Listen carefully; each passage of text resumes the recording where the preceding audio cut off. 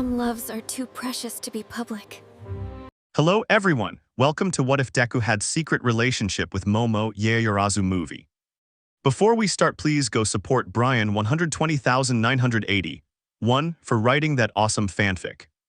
This is the translated version I made. There will be some mistake in character's gender, but of course Deku is a male. Distant duo. It was an ordinary day at UA. All the students were heading to their classrooms to begin their studies.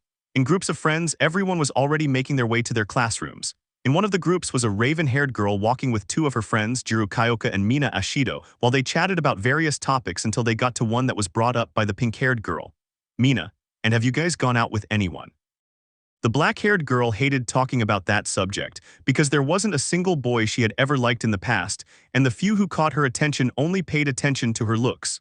Jiru, no, not at all, the rocker said calmly. Mina and Yumamachan Momo, well Mina, aren't you interested in Todoroki-kun? She asked somewhat mockingly, expecting some sound of embarrassed surprise from her friend. Momo, no, she answered coldly but making her answer clear. The girls were surprised. They had heard rumors that Yaoyorozu's daughter and Endeavor's son were in a relationship. They had never seen them interact, but given that their families were among the most powerful and they were accepted through recommendations, they didn't doubt it. Momo, why does everyone think that? Todoroki and I don't even talk much. We've barely had a conversation once or twice, and only to tell him he dropped a pencil. When I find whoever started that false rumor, I'm going to punch them for. Momo's thoughts were interrupted when the pink-skinned girl greeted one of her friends cheerfully. Mina, hi Uraraka, hi Lita, hi Midoriya. The boys responded, except for the green-haired one who was deep in thought while muttering as usual. The raven-haired girl watched intently as he analyzed some notes in his notebook, when Ashido's arm traveled down her back and lightly touched her cheek, startling him out of his thoughts. Midoriya, Ashidasan H hello, what's wrong? Mina, I said hello to you, but I see you were engrossed in your notebook. Midoriya, I'm sorry, it's just that I was studying the assignments Professor Aizawa gave yesterday. I wanted to see if I had understood everything correctly. Mina, don't worry, you and Momo are the hardest workers in the class I know. You both do your jobs well, it seems like you even coordinate your efforts. The green-haired boy had turned around, seeing that the raven-haired girl was in front of him, and simply gave a friendly smile to the rocker girl who was next to her. Midoriya, hello Yaoyorozu-san, hello Jirao-san. Kyoka, hello Midoriya. Momo, hello. Mina, Midoriya, could you help me understand something about the job? I didn't quite get it. Midoriya, sure.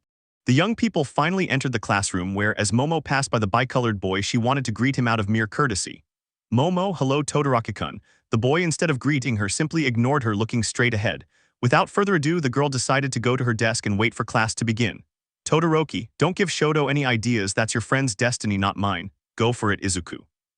They were all chatting in their groups of friends when they saw the professor come through the door with a carton of juice which he was drinking. Aizawa, good morning class. Minta, didn't he mean to say good morning? Aizawa, do you want to teach the class? Minta. Aizawa, don't answer me. Today we're going to do a report on the most powerful heroes on each continent. For this assignment, you'll need to write at least 5 pages explaining their history, where they studied, their quirk, where they operate, and their hero name. This will contribute 30% to your grade. They were all forming their usual groups when the teacher interrupted them. Aizawa, but I've noticed that most of you already have predetermined groups, and the whole point of this is for you to connect with classmates you haven't interacted with during this period, so don't make your teams with friends, change them. The teacher had divided the teams, with Ida and Uraraka teaming up with Kaminari and Takami. After the green-haired boy was removed, Momo, Midoriya, Aoyama, and Bakugo ended up together. The raven-haired girl wasn't so keen on doing the project with the explosive boy and the Frenchman, but there wasn't much of a problem with Midoriya. She personally recognized and admired how hard he worked in his studies. In a way, she felt he was like her, only shorter. Bakugo, don't expect me to help you, trio of nerds. Midoriya Kaken, you have to support. Bakugo, I said no. The Muslim ended up leaving, annoyed by the order of teams he was assigned. Midoriya, that was to be expected. Well, Aoyama-san, Aoyama, why Monsi Midoriya? Midoriya, could you help us with the work? Aoyama, I'll bring you cheeses to taste and some snacks during our day. Why? Midoriya, wait, I didn't mean snacks. Aoyama, don't worry, I'll go get them. Finally, there was the raven-haired girl who was only lightly touching her forehead and the green-haired boy who was reminding himself how to speak carefully to Aoyama. Momo approached and spoke carefully, intending to comfort the green-haired boy. Momo, don't worry, at least we still have each other, said the raven-haired girl with a smile. The green-haired boy breathed a sigh of relief, since at least he and Momo would work together as Aizawa had instructed. Midoriya, thank you Yaoyorozu. Momo, we can work in my rooms. The green-haired boy felt nervous about the proposal because he had never seen the inside of a girl's room and felt it wasn't appropriate to look into it. But it's not like the green-haired boy's room was the best option, especially with all the faces of the #1 hero all over the room. Midoriya was just about to respond when the vice president answered for him. Momo, I'll wait for you there to start working. The boy had no choice, it was either in his room or it was in his room. The day passed normally, the young people went to the cafeteria for breakfast and to talk about how they would organize the work. Azabash was chatting with her group of friends made up of the girls from her class when the question came up again. Mina, girls, do you like anyone? Yaoyorozu didn't show it, but inside she was irritated by the question, what does it matter if I like someone or not, what's so interesting about them? Well, Tsuyu, not me personally, Kiro. Toru, I think Ajiro-kun is kind of curious. Uraraka, and no, not at all, it has nothing to do with Deku-kun. Mina had focused her attention on the brunette, and it was her moment to attack her with a series of questions. Mina, I never said Midoriya-kun's name, she said with an evil smile. The brunette, with fewer than 3 questions, was already turning a tomato-like color as she shamefully covered her face. Momo, I think it's pretty obvious you like Midoriya Achikachin. Tsuyu, yes, it was noticeable from the first days of class, Kiro. Uraraka, no, it's just Deku-kun is a great friend, I appreciate him. He's cute, caring, and when he gets nervous he's incredibly adorable, it makes me want to what am I saying. The brunette, upon uttering the last part, could only cover her face as much as possible in embarrassment, and begin to float slightly above the ground. Momo saw this reaction. She had read about couples many times, how they supported and comforted each other. She never understood why that bond of love was created, but deep down, she wanted to feel that she could have something like that for someone and for someone else to feel the same. The girl was still thinking about how nice it would be to have someone like that when she felt a hand on her shoulder. The girl turned around and saw that it was Jiru who was talking to her. Momo, is something wrong, Kayokachin, Jiru, or rather, is something wrong with you? We're telling you that Midoriya came to ask what time he was going to your room. The girl blushed slightly at the way the other girl said it, barely understanding the meaning behind that phrase. Mina, looks like someone beat you to the little broccoli, Achikachin. Momo, no, it's just that I told him we could study in my room for Aizawa-sensei's assignment. Mina, don't worry, I'm just playing. The girls continued chatting peacefully for a while, but both Uraraka and Momo felt uncomfortable in that situation. Later that day, all the students returned to their apartments. The raven-haired girl began tidying her room and putting on some clothes to study, as it seemed to be the first time she had a boy visit her room and it had to be spotless. She put a small kettle of tea on to heat up to pass the study hours. She didn't know if Midoriya would be able to bring Bakugo and Aoyama, but she hoped it wouldn't be too much of a problem for him. The girl had finished.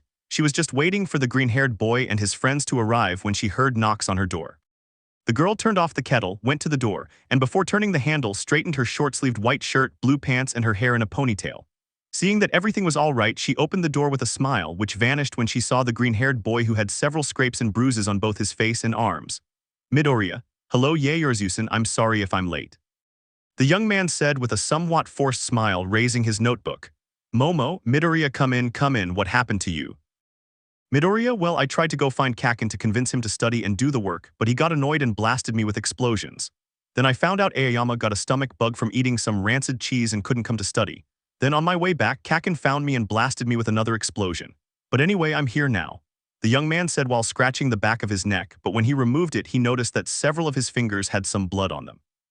Midoriya, I thought it was a migraines. The girl couldn't imagine how surreal the situation was, but when she saw the boy's injuries, she took out a small first aid kit and approached him. Momo, I'm going to heal you, stay still. Midoriya, don't worry, they usually heal just in case. Momo, Midoriya, please, I'm the class vice president. My job is to keep everyone in good shape. Also, I'm your friend, so please let me help you. The boy only agreed because of her insistence, and the raven-haired woman took out a gauze pad, moistened it with hydrogen peroxide, and began cleaning the wound on his head, at which point he only let out a groan of pain. Momo, does it hurt a lot? Midoriya, well, just a little, but it's no problem. The girl passed the gauze over the object again, but this time being gentler with it. Momo, Bakugo is going too far with you. Midoriya, doesn't seem right. He said somewhat mockingly and humorously. Momo, but you still treat him well, why is he like that with you? Midoriya, I don't really know, he's like that with everyone, but he's more into me, I think it's because he likes me. Momo, if this is what it's like to be liked by him, I don't want to know what it's like to be disliked by Bakugo. The girl applied pain relief cream to his wound and covered it with bandages. Then he continued examining his arms, noticing more clearly the wounds he had. Momo, aren't those? Midoriya, oh yes, those were some of my accidents. Momo, you wrecked your arms. Midoriya, yes, but it doesn't happen to me like it used to. Momo, you should be more careful. Midoriya, he understood. The girl, touching his arm, noticed it was soft yet strong. She applied water to clean his wounds, and when she looked at his face, she noticed the green-haired boy looking away in embarrassment. The boy felt somewhat embarrassed because when he got hurt, it was usually Recovery Girl or himself who checked on him. No one had ever bothered to heal him, and Momo was the first to attend to him personally. Momo, is something wrong? Midoriya-san? Midoriya, no, it's nothing. After the girl finished healing the green-haired boy, she went to her table. Momo, would you like a cup of tea? Midoriya, yes, thank you very much. Afterwards, the two were having tea while discussing the assigned work. Momo, so heroes from other continents. Midoriya, it should be easy. Momo, it seems I don't know much here. I hardly ever see any foreign heroes. Midoriya, well, I think I can help you with this. Momo, yeah, it seems you know a lot about heroes. Midoriya, a little bit, yeah, I'm kind of a geek, he replied, a bead of sweat running down his forehead at her confession. Momo, well, if it's something you like, it doesn't have to be. Midoriya, wow. Momo was surprised by the boy's answer and could only ask for his response. Momo, what? Midoriya, this is the first time someone hasn't criticized my tastes, thank you. The girl was surprised by his response. How long had they criticized the green-haired boy for his Almight collection? Sure, it might be a bit excessive, but she had a collection of silver spoons from different centuries. It wasn't like it was so strange to have a collection. The boys continued with their task, and when they finished, they both just sighed and yawned. Momo, yawn, that was all. Midoriya, if yawn, fortunately if. Momo, I think if Bakugo and Aoyama had been there, we would have taken longer, don't you think? Midoriya, probably yawn, well, thank you for the tea, Yaoyorozu-san, I'm going to sleep, see you tomorrow. The green-haired boy stood up and headed for the door, bowing his head in thanks as he said goodbye. Momo, goodbye Izuku. Azabash was so tired that she didn't even realize how she called her friend. But he didn't catch it at the moment either, as he was just as tired as his companion. Back in his room, the green-haired boy left his notebook on his desk, and on his way to his bed, he removed some of his clothes, leaving them on the floor. Midoriya, I missed you. The green-haired boy said to his mattress with Almight blankets as he let himself fall down. The boy was only wearing boxers, and his position on the mattress was the simplest because he wasn't interested in getting comfortable or putting on his pajamas. He just wanted to sleep and not get up until his alarm went off. The raven-haired girl was already in her pajamas, brushing her hair to get ready for bed, when she reviewed her study session with Midoriya on her mind. When she reached the end of it, she remembered how easily she said goodbye to her partner. The girl felt immense sorrow and she placed her hands on her forehead. Momo, I called him Izuku, what happened to me? We've barely spoken since we met, we're working on a project together and I'm already calling him that. I don't think even Uraraka or Ida call him that, I hope he doesn't mind. The girl could no longer go to Midoriya and apologize at that moment, as it was likely that the boy was already asleep. She planned to apologize to him tomorrow morning at school. With no other option, he could only go towards his bed and lie down on it. After settling in, he simply closed his eyes and slept peacefully. The next day, the young woman, Azabash, woke up staring at the ceiling of her bed. She sat up on her mattress and after stretching, looked in the direction of her alarm clock. 5:15. The girl followed her routine, got up to change her clothes and started with a series of stretches to begin her day. Since she was 15, she knew that if she wanted to become a great heroine, she had to stay in shape, so for her it was already a normal part of her routine. After finishing, the girl wanted to go to the kitchen for some water after her hectic routine. She walked silently through the hallways so as not to wake her classmates, who were still asleep before classes. She went down the last few steps to the ground floor where, to her surprise, she smelled something she liked. Very good. The curious girl, not wanting to appear sneaky, walked slowly until she saw someone cooking. Before getting any closer, she had to hide behind the kitchen wall because she could hear the person approaching. As her footsteps faded away, she looked confidently at the person who had only aroused her curiosity more. Looking inside, I noticed a young man with green hair wearing blue shorts, a white shirt, and his signature red shoes. Momo had heard that there were only 3 people who got up early, being Lita, Midoriya, and herself, but she didn't know that Midoriya was the first. The girl entered the kitchen and greeted him. Momo, good morning, Midoriya. Upon hearing that voice, the green-haired boy turned around in surprise, finding his companion standing a few steps away from him. Midoriya Yaoyorozu hello. The boy was startled by the appearance of his friend, as he hadn't expected her to get up early since they had been exhausted the night before with the investigation. Momo, I see you got up early, are you cooking something? Midoriya, yes, the young man added. I wanted to eat something before class. Momo, it smells good, the dark-haired woman said with a smile. Midoriya, want some? It's a breakfast, something classic. Eggs, some bread, a few strips of bacon, there's a stack of pancakes on the other side of the counter, and since it should be tempting, some maple syrup. I was also going to make some orange juice. Momo, oh no, I didn't mean to steal your food. Midoriya, don't worry, I made too much. I was planning to give it to Ida when he came downstairs, but it'll be cold by then and he told me he's on a diet. Momo, are you sure? You could give it to someone else. Midoriya, sure, if I wait for someone else it'll get cold. The black-haired woman finally decided to accept the young man's courtesy and smiled at him. Momo, thank you, Midoriya. The green-haired boy brought a plate from the cupboard and served breakfast, handing the plate of food to the girl who was watching him from the kitchen table. Momo, I heard from Uraraka and Mina that Midoriya is a good cook. I want to see how good he is at cooking. I'm sure he'll be good. The girl watched as he approached the table with the plates, and when he elegantly placed the plate in front of her, almost like an experienced waiter, she noticed that not only was his way of ordering the food and creating a scene admirable, but also the way he presented the dish and its appearance made it clear that Midoriya was good at preparing food. Midoriya, lunch is served, he said in an elegant tone as he bent down, managing to make the girl laugh a little. Momo, hehe, thanks. Midoriya, waits. The boy quickly brought a plate of sliced strawberries to the girl, who, without hesitation, added them to her breakfast, making it more attractive and extremely tempting. Momo took the first bite and after just one taste realized that her friend's compliments to the green-haired boy were not in vain. Momo, you must give me your secret recipe. The young man felt flattered by the compliment. Midoriya, if you want, I can teach you. I know some recipes you might like.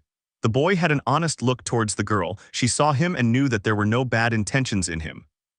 There were few of them, if any. No boy could look her directly in the face, but for the green-haired boy it was no problem at all. He spoke calmly with her and they shared about their favorite topics. Momo, I didn't know you liked reading books. Midoriya, yeah, I admit that in school I used to carry a book to read in my free time. I always wanted to join a reading group, but I could never find one. Momo, yes, not everyone likes to read books. Midoriya, we could form a reading group, at least between you and me, I mean, if you want to. The boy initially said this cheerfully, but upon hearing what he had just said, he tried to correct himself to avoid any misunderstandings. However, the girl's reaction was the last thing he expected. Momo, are you serious? The raven-haired girl said with a gleam in her eyes, for she had tried several times to get some of her classmates into a book club, but very few of them were ever bored, leaving her depressed by her choices. But now it seemed she finally had someone to spend time reading with. Midoriya, of course I don't see why not. Momo, you'll see you won't regret our book club. Lita, book club. The young people turned around and saw the manager who was still wearing a nightcap and somewhat funny pajamas. Midoriya, good morning, Lidessen. Momo, good day. Lita, I heard you were doing a reading group, is it just the two of you? Midoriya, yes, but there might be more in time, do you want to join? The young people who were having breakfast had a cheerful look, but unfortunately it had to fade away. Lita, I would love to, but as the person in charge I have too many tasks that it would be somewhat complicated for me if I joined your group, but I appreciate the invitation. Momo, don't worry, I guess it'll just be you and me, Midoriya-kun. Midoriya, yes, how about we go to the library later to choose our first reading for the session? Momo, yes, that sounds perfect to me. Having already arranged their meeting, the young people finished their breakfasts, and after waiting and inviting their other friends to try the boys' food, headed to the main building to attend their classes. Aizawa, good morning everyone. As you know, today is the day for the presentation of your assignment given yesterday. Please come and present it. All the students went on to present their projects except for Bakugo and almost Aoyama, were it not for the fact that he learned things on his own. Aizawa, alright guys, those of you who presented your projects go to field beta. Bakugo, you'll clean the classroom while the group is away. Bakugo, what? Aizawa activated his quirk in an intimidating manner despite the protests of the ash-haired boy. Aizawa understood. Bakugo just huffed and reluctantly grabbed a broom. The kids from arrived in the beta zone in their hero uniforms, ready to listen to their teacher. Aizawa, you might be wondering why we're in the beta zone today. The main point of the previous project was for you to get to know your classmates. This activity has the same purpose. We'll be doing the same activities you did at the beginning of the semester. You'll act in teams of 2 as hero and villain, and you'll have to rescue hostages with the rest of your classmates being your hostages. There's no time limit, but if any of the hostages get hurt, you'll get a lower grade. So gather with your classmates and get ready. Upon hearing this, a green-haired boy began to analyze a plan of action. Midoriya, let's see, on the team it's Yaoyorozu, Aoyama, and me. If Kaken had been with us, it would have been a problem, but it would also have been our strength. Since Kaken isn't here, I'll have to take charge of attacking and protecting the team. If it's a search and rescue mission, Yaoyorozu could be useful. Aoyama, he can't use his quirk for very long, and I don't think he's suitable for battle support. Yaoyorozu and I will have to handle that. Midoriya Aoyama can be useful for freeing the hostages, but what happens if he's attacked? Midoriya, and who will our rivals be? Hey Midoriya, the boy snapped out of his thoughts, watching as the raven-haired girl's hand moved from side to side in front of him. Momo, are you okay? Midoriya, Yaoyorozu-san, sorry, I was thinking of a strategy. Momo, don't worry, you were just muttering the strategy. Midoriya, I'm sorry. Aoyama, don't worry, messy Midoriya. Momo, so what's the plan? Midoriya, to be honest, I don't have a plan yet. Momo, I'll help you come up with one. If it's not efficient, we'll see what else to do. Midoriya simply smiled and nodded as he and his team devised a plan against their adversaries. Combat fixed. The young men entered the beta zone ready for practice. Aizawa Midoriya's team will be the heroes and Shoto's team will be the villains. Go to your meeting points, you will depart when the alarm sounds. Momo, it seems Todoroki's team consisted of Mainta, Ajiro, and Sato. Midoriya, it's pretty obvious that Todoroki would be the most dangerous. They'd probably use him for offense and leave the others for defense. Aoyama, I will dazzle them with my incredible splendor. Midoriya, I don't know if that's. Momo, I think I have an idea. The girl approached the green-haired boy and whispered her plan, causing him to open his eyes at the idea. Midoriya, Aoyama-kun. Aoyama, why messy Midoriya? Midoriya, we're going to make you shine like never before, he said with a determined look at his partner. Aoyama, that will be impossible. I've never stopped shining so brightly, said the blonde, striking an extravagant pose. Momo, we'll see. Later, the teams arrived at their starting positions, preparing for the offensive.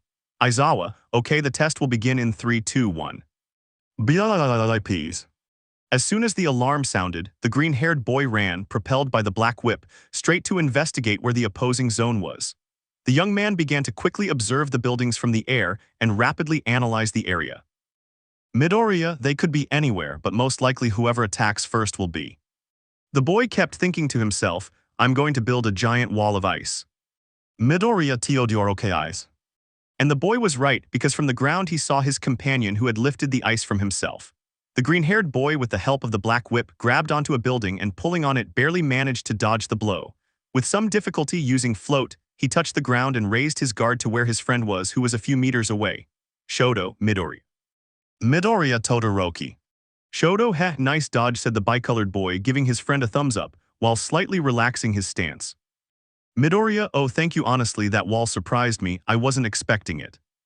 Shoto, I've been practicing, look at this. Having said this, the boy, using his left hand, created what appeared to be an ice hilt, which he then transferred to his right hand. Using his cold side, he began to shape it into what looked like a blade, and with a sharpening stroke he transformed it into an ice sword. Finally, with his fiery hand, he created a long strip that resembled a rope of flames, which never went out no matter how much time passed. Midoriya, wow, Todoroki, that's amazing. Shoto, you think so? It just occurred to me out of nowhere during practice class.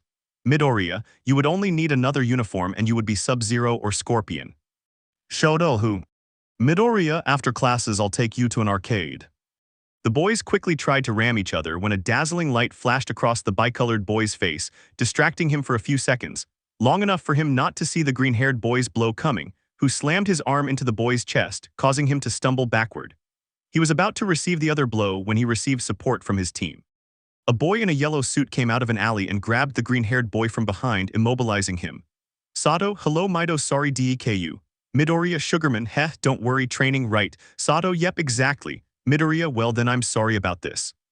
The boy unleashed a trail of black whips from his back, freeing himself from his classmate's grip.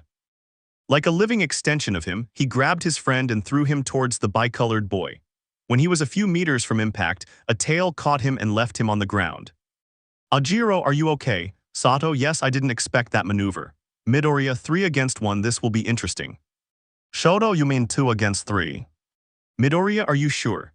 The boys turned to see where the light that had stunned the bicolored boy had come from, noticing that the gleaming young Frenchman was not there. Shoto, guys, go get Midoriya's team and take their point. I'll take care of him. Sato/Ajiro, hi.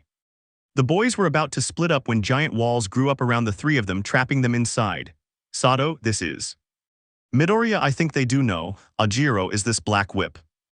Midoriya, hit me all you want, you won't be able to get through. If you want to get out of here, you'll have to take me down.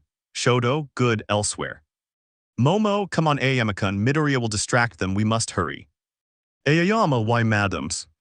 The boys would be in charge of finding the hostage area and trying to go unnoticed by the other villains they were facing. Aoyama, I think the hostages should be there. The blonde boy pointed to what looked like a large, abandoned warehouse. Momo, she looks somewhat deteriorated, I doubt they're there, but it could also be a mental game strategy.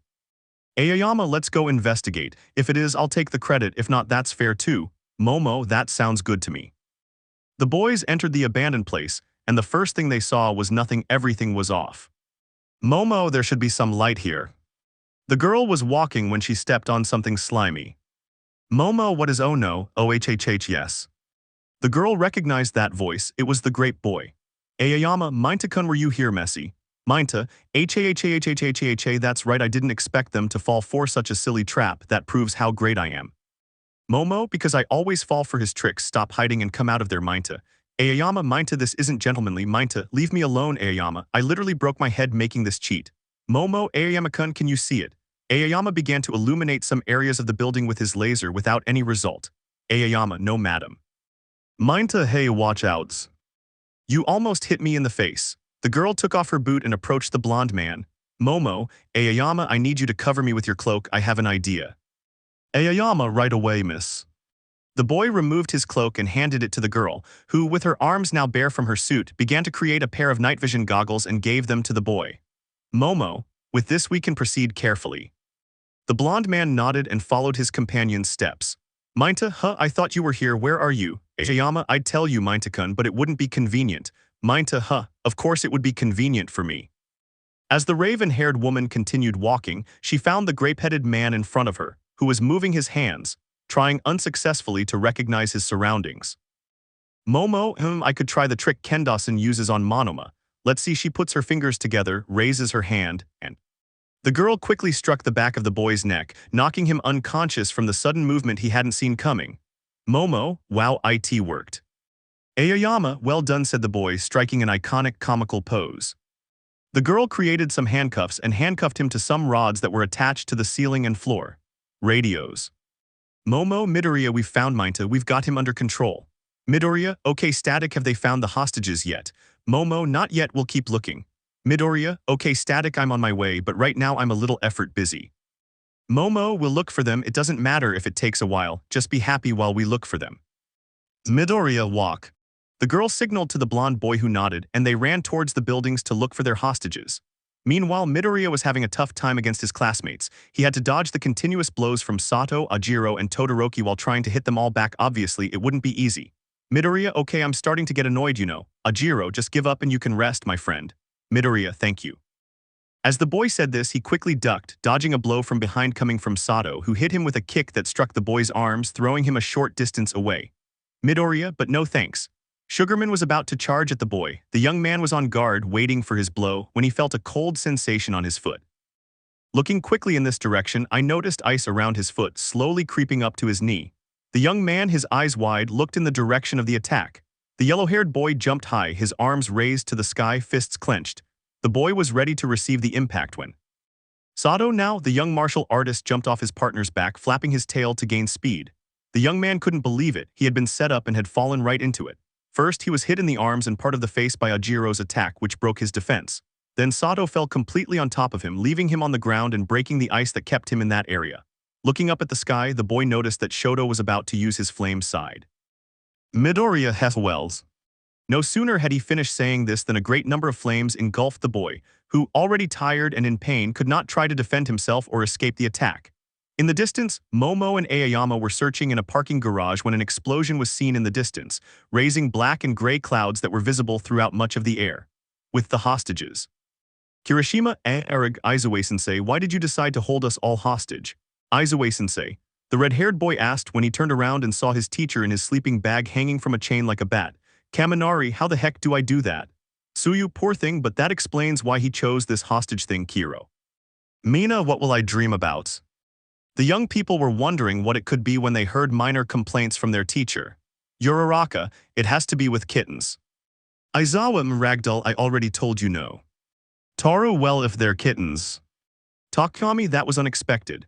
Aizawa joke, why are you here? Dark Shadow, okay, this is getting kind of weird. Aizawa, what are you doing now? The young people didn't know what to think when suddenly the teacher stood up abruptly from his sack. Aizawa, has no one arrived yet? The students, trying to hide their feelings, made faces that their teacher quickly identified as fake. Aizawa, I guess not. A loud explosion was heard in the distance, drawing the attention of everyone in the hideout. Aizawa, Bakugo, now what the hell didn't I do? Aizawa, oh sorry Bakugo, it's just a habit. Bakugo, custom. Kirishima, well it's a given that if there's a big explosion it's coming from you buddy. Bakugo, shut up spike hair, I'm not predictable. Kaminari, how much do you bet on what he'll say? Kirishima / Kaminari / Bakugo, S.A. China. His companion seemed extremely joking, while the explosive blonde Muslim was frustrated by the truth of being predictable. Meanwhile, the other students were just wondering what that explosion was. Uraraka, Deku-kun. Mina, you're thinking about him, aren't you? Uraraka, WHWHAT. Suyu, yes, I was definitely thinking about Midoriya Kiro. Jiro, so typical of you, Uraraka, worrying about your sweetheart. Uraraka, no, he's just my friend, it's normal for me to worry about him, right? Mina, yes, but if that were the case, you wouldn't react so scared and you wouldn't turn red when we say it. Toru, besides, it's Midoriya, it's obvious he'll be fine. On the battlefield. Sugarman, tell me Deku, where are your hero friends? The young man said this while trying to hit him. Deku, go to hell. As soon as he finished saying this, Sugarman pulled out another sugar packet and quickly grabbed it, increasing his muscles and launching himself fiercely at the boy. The green-haired boy easily dodged it and released a cloud of smoke to cover himself. This high jump, propelled by the sash and whip, provides an aerial view of the field.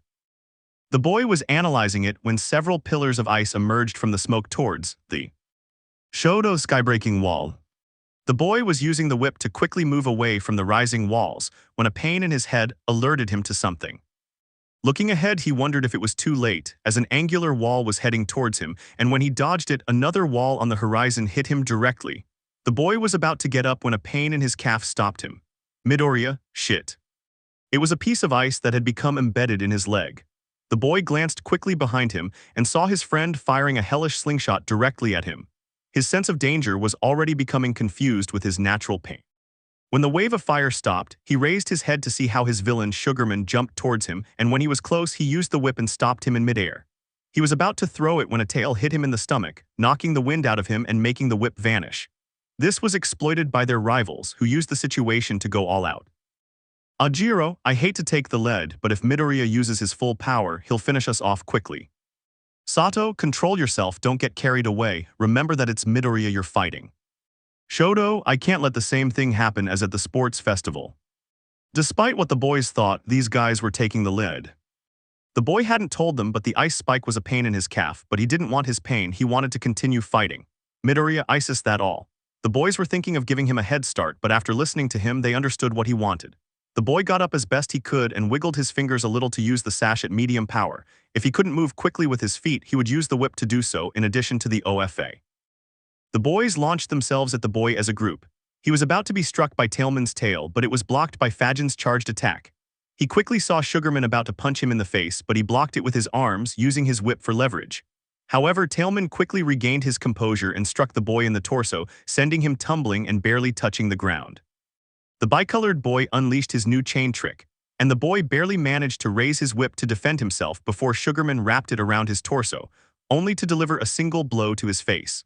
The green-haired boy fell from the arms of the boy in yellow when the two-toned boy's chain trick embedded itself in the young man's opposite thigh. Instantly, Tailman struck the boy's back, tearing part of his suit and throwing him to Sugarman, who managed to grab him by the neck and slam him to the ground, driving the chain of fire and the ice spike deeper into the boy's skin. He felt pain from the burning flesh of his skin and the cold that ate away at his muscles, only able to scream in pain. His team members could hear him not far away. Aoyama Messi Midoriya. Momo Yaoyorozu-kun.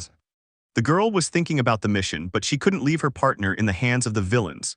Anxiously, she tried to devise a plan, but the boy's screams only made her more nervous. Momo, I got it. The boy barely managed to pull out a whip to hit the oppressor when he grabbed him with his other hand. Sugarman, it's useless, my friend.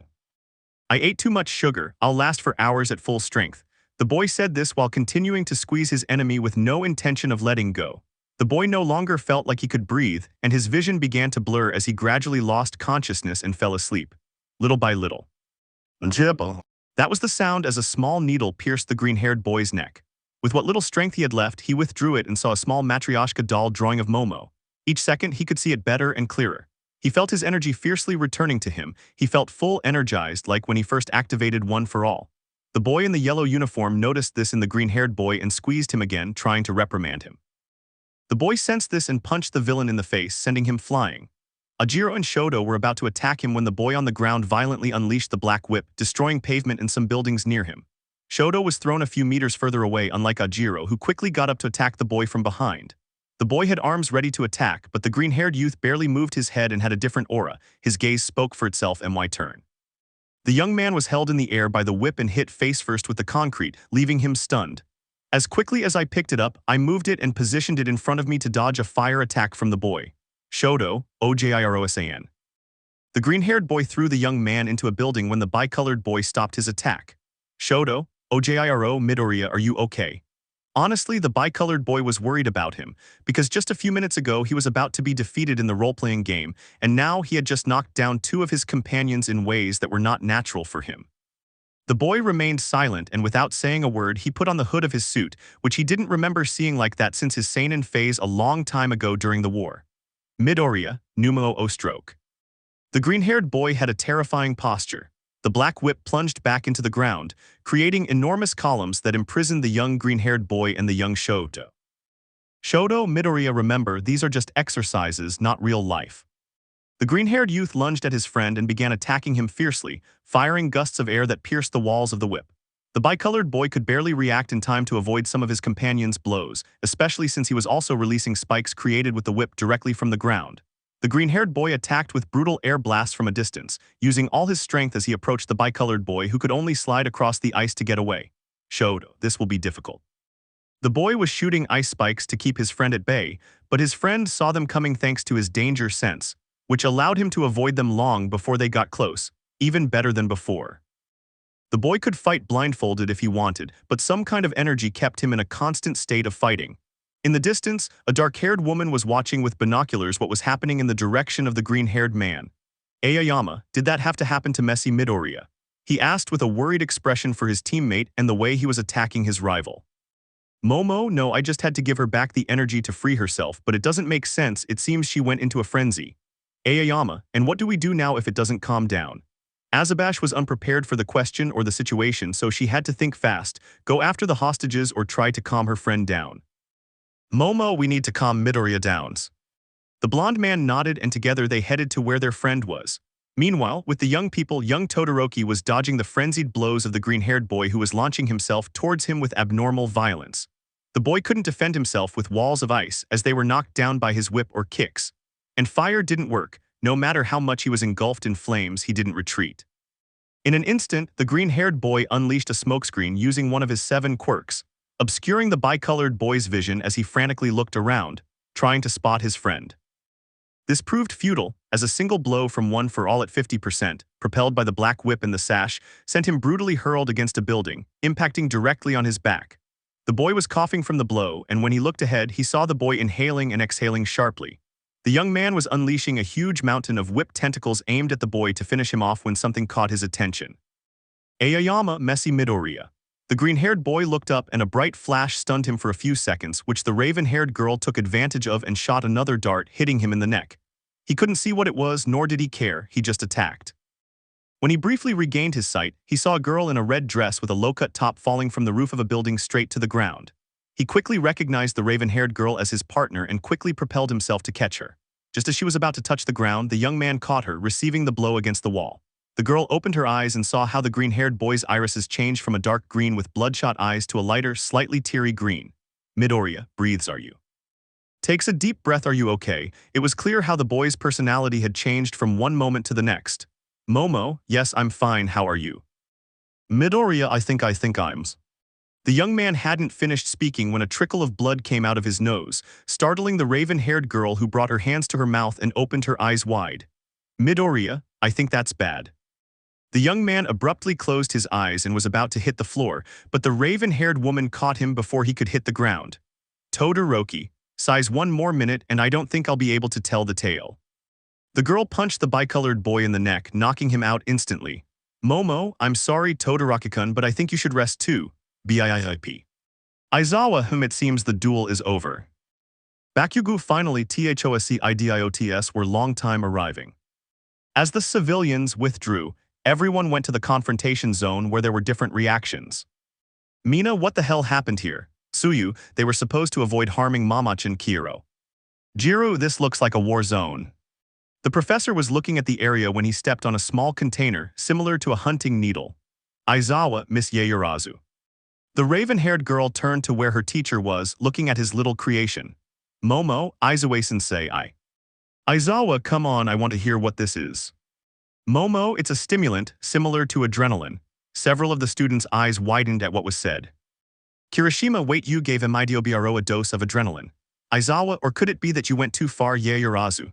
Momo, NNO. It was just one dose, I don't know why Amidio or Iya reacted like a beast, I swear. Aizawa, anyway, one dose or more is wrong. You boosted your partner without their consent and look what happened, I'll give you a 6. I hope you cooperate better next time. Momo, hey sensei, Aizawa-sensei. Aizawa, what, Momo, where did they take Midoriya? Aizawa, whom recovery girl has him in the medical area. She said he threw punches that affected him, and during that frenzy he received burns and bruises that I'm unaware of, and they could affect him when he wakes up from the anesthesia. You'd better apologize to him. Momo, thank you sensei, I will. The girl, depressed by the state her friend was in, headed towards his whereabouts while thinking of the words with which she hoped he would forgive her. Kirishima, wow, I really thought it would be an easy win without Bakugo on Madabro's team. Bakugo, and they say I'm the problem one. If I had participated, it would have been quicker and easier. In the infirmary. Recovery stupid girl Momo AAZYY. Recovery girl, how could you give your friend a dose of adrenaline? IT violently enhances quirks, now imagine with someone who can barely control it. The little doctor said, waving her cane in disapproval of the black woman's decision. Momo, I'm sorry doctor, I assure you it won't happen again. The black-haired woman said this while rubbing her head where the old woman had hit her. Recovery girl, but of course it happened again, a little longer like this, and not only could her arms explode, but also her heart literally. The girl was aware of what the specialist was telling her and could only feel ashamed of herself and her decision. Recovery girl sighs, but don't worry, he'll be all right. The injury was rather severe, but it's nothing that can't heal. It'll take a few days, I'm going to do some paperwork, I'll be quick, I can't leave him unattended. Momo, I could watch him while you do your thing doctor. Recovery girl, okay, just be careful, it's a bit delicate. Momo, I will. The old woman left the infirmary, leaving the young people alone, while the raven-haired girl took a small stool and sat down next to the green-haired boy's cot. Momo, Midoriya Izuku, I'm sorry for doing that to you. The girl threw her face down on the young man's bed while she thought only of what she could do. Midoriya. The black-haired girl heard the boy's groan and could only react. Momo, Izuku, Midoriya, hello grown, tell me, did we win the practice? Momo sighs, we won. Midoriya, yay, good job team. No, we don't have to go to class tomorrow, let's take the day off. You like katsudon, right? I know a few recipes, I think you'd like them. Momo, first you must recover. Midoriya and the katsudon afterwards. Momo, Midoriya, I'm sorry for what I did during practice. Midoriya, what are you talking about? Momo, I gave you an enhancer without your consent. Midoriya, so that's what it was, I thought Horikoshi had given me a power-up for the moment. Momo, Midoriya, I don't know, hee ouch. Momo, careful, do you need something? Midoriya, don't worry, I'm no expert, but I think I'll be fine with just rest. Momo, are you sure? There's a vending machine in the hallway, I can get something. Midoriya, don't worry, I'm fine. Momo, okay, I'll be right back, I won't be long. The girl left and headed to the machine, leaving the green-haired boy alone. He was surprisingly calm as he looked around the infirmary. Midoriya, well, here I am again. I think I'm going to have to get a medal for the student with the most visits to the infirmary in UA history, my nose itches. If only I could use my hands, sheds a tear, wait, I can use the whip, let's see just a little bit, size better. I don't remember anything. What the heck happened at practice? The boy was still thinking when the dark-haired girl entered the room with a bag of chips. Momo, I'm back, is everything all right? Midoriya, yes, I was just wondering, how did it all happen? Momo, well, I wouldn't want you to get stressed about what happened if I tell you. Midoriya, don't worry, I like listening to you. Azabash's eyes seemed to light up at the words the boy used when she realized what he articulated or the way he articulated them. Midoriya, I mean, I'd like to know how it happened, you know everything. The girl calmed down a little and returned to reality. Momo, oh yeah, sure. Well, you were in trouble with the guys and we wanted to help you. I gave you an adrenaline boost thinking it might help, but your quirk exploded and you fought Todoroki with everything you had. Midoriya, and he beat me. Momo, no, he fell asleep from a blow to the back of my neck, but he was weakened by your fight. Midoriya, that's already a win for me, the boy said jokingly. Momo, but you went way overboard, you just wouldn't stop. You were in an intense frenzy. The girl unconsciously placed her hand on the boy's, and he could only feel a slight sensation of warmth that brought a smile to his face. Midoriya, thank you for your concern, Yaoyorozu. Momo, you know you can call me by my name if you want. Midoriya, thank you Momo, you can also call me on my number if you want. Momo, of course, Izuku. A no quote. The young green-haired man had spent a few days with the raven-haired woman due to the condition of his arms, which had improved somewhat, but as instructed by the nurse, he still had to let them rest. Because of this, Azabash took it upon herself to help her friend while his arms healed. It was already the third day that the boy met with Azabash to study and for her to help him with his class activities. Momo, hello Izuku-kun. Midoriya, hello Mama-san. Momo, are you ready to study? Midoriya, always. The young people went to the common room and sat down to study. Azabash brought some snacks to share. Momo, and that's it. Midoriya, okay. The boy said this as he placed the pencil on the table with the black whip and brought a cup of tea to his mouth. Momo, did you train with the whip? Midoriya, yes, I think I'm becoming addicted to using it. Momo, and how are things going with the others? Midoriya, well, the whip is very efficient, the smoke screen is good for escapes, but just as I can make them lose sight of me, I can lose sight of my rival. The danger sense is useful when I concentrate, but when there's a lot of risk around, I barely manage to react. I need to improve that and the floating. The boy said this as he let go of the sofa, showing that he had been floating above it the whole time. Midoriya, since I am a Kai master. Momo, haha, how relaxing is it? Midoriya, I don't feel anything, The girl could only smile at her friend's reaction, who began to float around the room with a serene expression. Momo, when are you going to see Recovery Girl? Midoriya, that's right, I had to see her before 5. Momo, I'll go with you, let's go. The young men quickly headed to the nursing area where the woman was impatiently waiting for the duo. Midoriya, excuse me, Recovery Girl, she's almost here. That was all he managed to say when a small stick struck the boy's forehead, who quickly let out a cry of pain. Recovery Girl, irresponsible, crazy, and unpunctual kid. What would your teacher say if I told him? Midoriya, I'm sorry, we were doing activities. Recovery Girl, don't let that happen again, kid, you better. Midoriya, excuse me. Momo, could you check your bandages, please? Recovery Girl, yes, let's go see them. The woman removed the bandages from the boy's arms, which were clearly more scarred and had a slight reddish color, the result of blood that had escaped from the young man. Recovery Girl, okay, move your hand freely but carefully, don't make any sudden movements. The young man obeyed the order and did as asked. He tried and clearly felt the improvement. Midoriya, great, I feel better now, thank you very much. Recovery Girl, you're welcome, just try to be careful, they're still sensitive.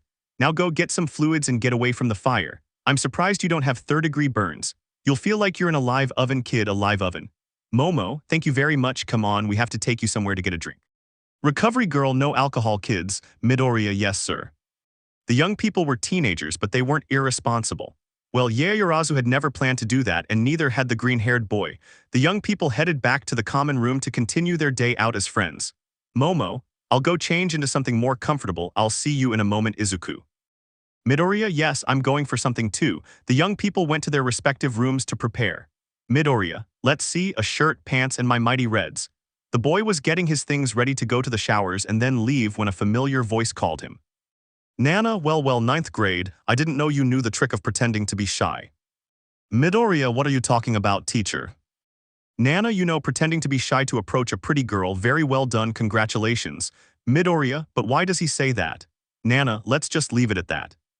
Hickage, kid, I want to know something. Midoriya, yes, Master. Daigoro, what the hell is wrong with you? Midoriya, Daigoro, you've mastered one for all 100%, so why did you hold back during practice? Midoriya.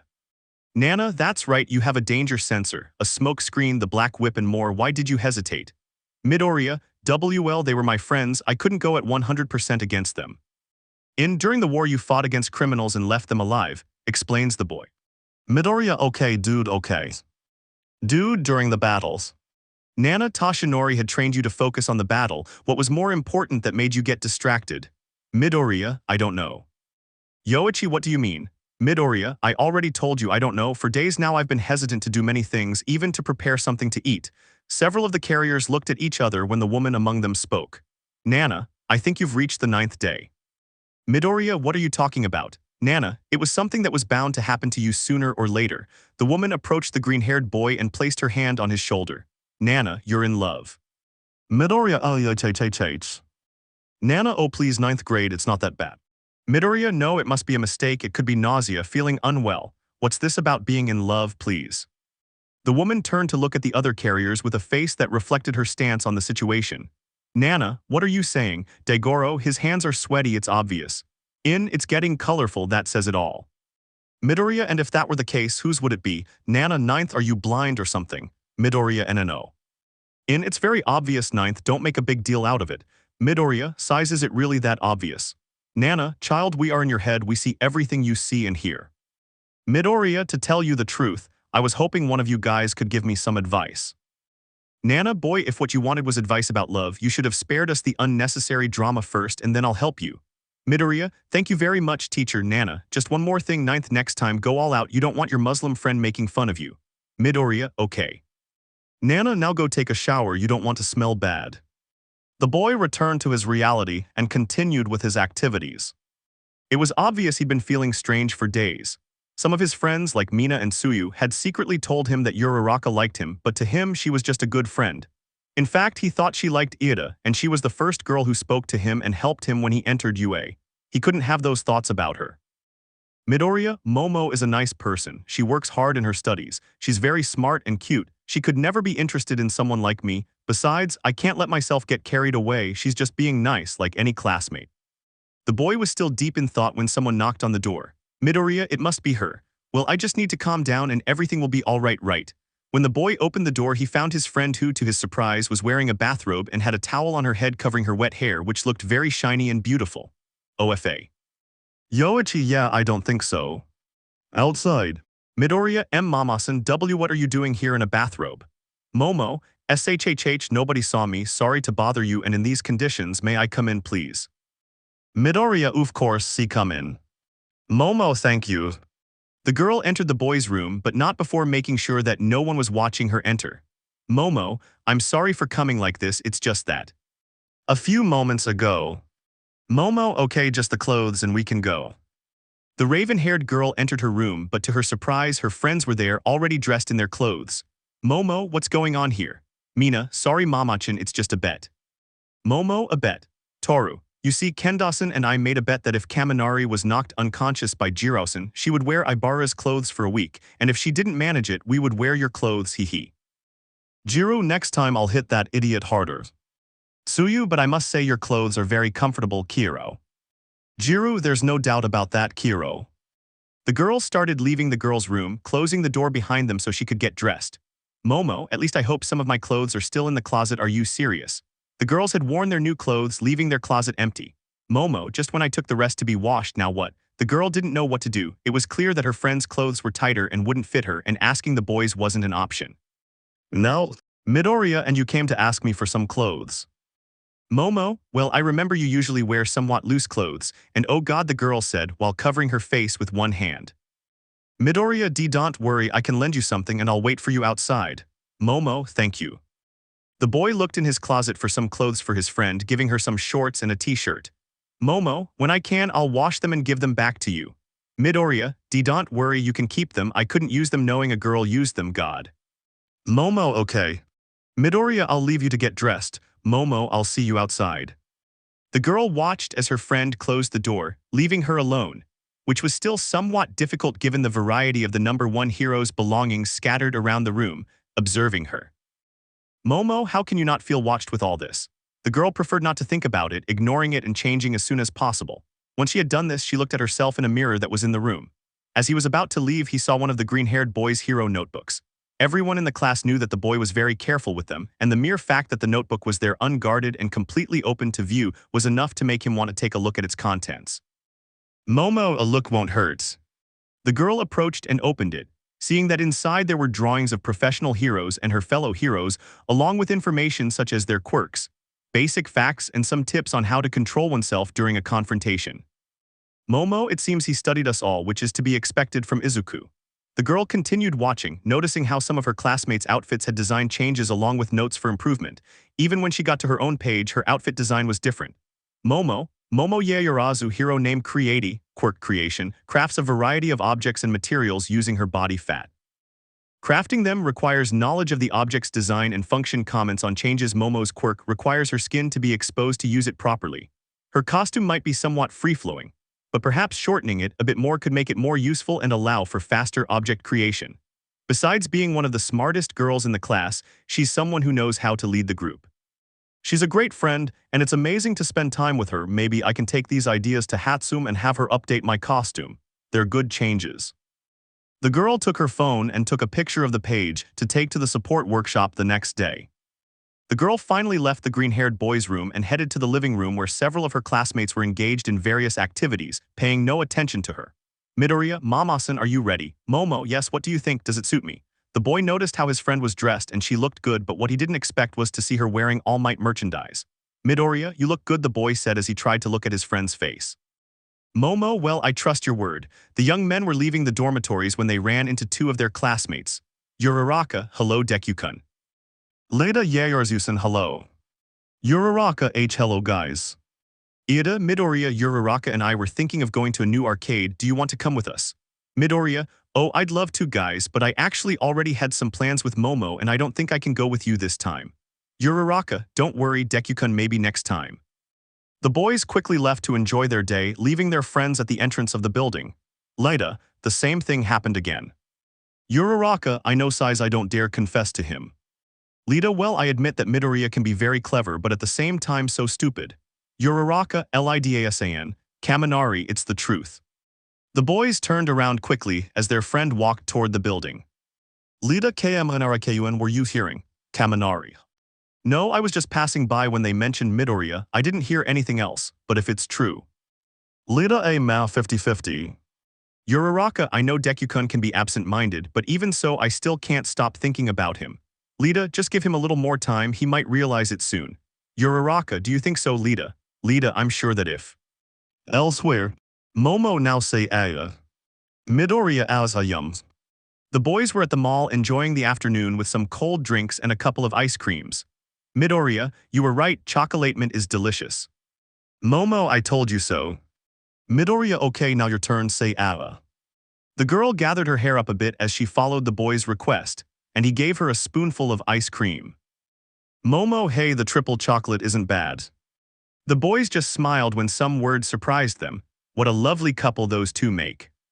The young people quickly looked towards where the noise had come from, noticing that it was a couple leaving.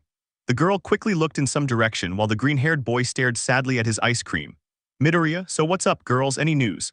Momo, oh well, Mina told me that Hagakure-san was going to ask Ajiro-kun out on a date, she just needs time to tell him face to face. Midoriya, is he finally going to confess his date? Momo, yes, they were taking their time. Midoriya, those two have had chemistry since the beginning of classes. I don't understand how Ajiro hasn't noticed. I mean, it's obvious Hagakure-san is crazy about him. The boy said as he brought a spoonful of ice cream to his mouth, closing his eyes. Momo says this when Uraraka-chan is also dying for him, yes. Midoriya, and did Ashida-san tell you that she was going to consider giving Kirishima a chance? Momo, no, he didn't tell me anything. Midoriya, he said he overheard him talking to Bakugo about asking her out one day. Momo, to be honest, it was something I expected from Kirishima-kun. It seems like she and Kirishima get along well. Midoriya, they would look cute together. Momo, what, you don't want us to go on triple dates? The boy quickly turned his head, his face going from 0 to 100 at that comment, noticing that the raven-haired girl was laughing at his reaction. Momo, haha, relax, I'm just playing. The boy tried to cover his face in embarrassment, which the black-haired woman found cute and couldn't stop laughing. Other customers described this as adorable behavior between the couples. After eating their ice cream, the young people continued exploring the new attractions at the shopping center, finding costume shops, some candy stores, and a camera. Momo, Izuku-kun, have you seen any of these? Midoriya, only in movies and TV shows, but nothing else. Momo, I always wanted to use one of these with a friend. Midoriya, and why didn't you do it? Momo, well, almost every time I went out it was with bodyguards, and I almost never made friends until UA. The girl pulled out a wallet and when she opened it, several strips of photos came out showing her and the bodyguards, except for one unused space. Midoriya, so what are we waiting for? Momo, seriously, Midoriya, of course I haven't used any of these either. The young people entered the machine, which indeed looked new. Once seated, the young people began to organize themselves. Momo, let's see, how about a sweet one, a mysterious one, a sad one, and a joker? Midoriya, sure. Momo inserted a banknote into the machine and the series of photos began until they finished and they saw them. Midoriya, I'm sorry, I'm not someone who would consider himself photogenic. Momo, are you kidding? You did well. Midoriya, thank you. The girl analyzed her strip of photos when she found the perfect one.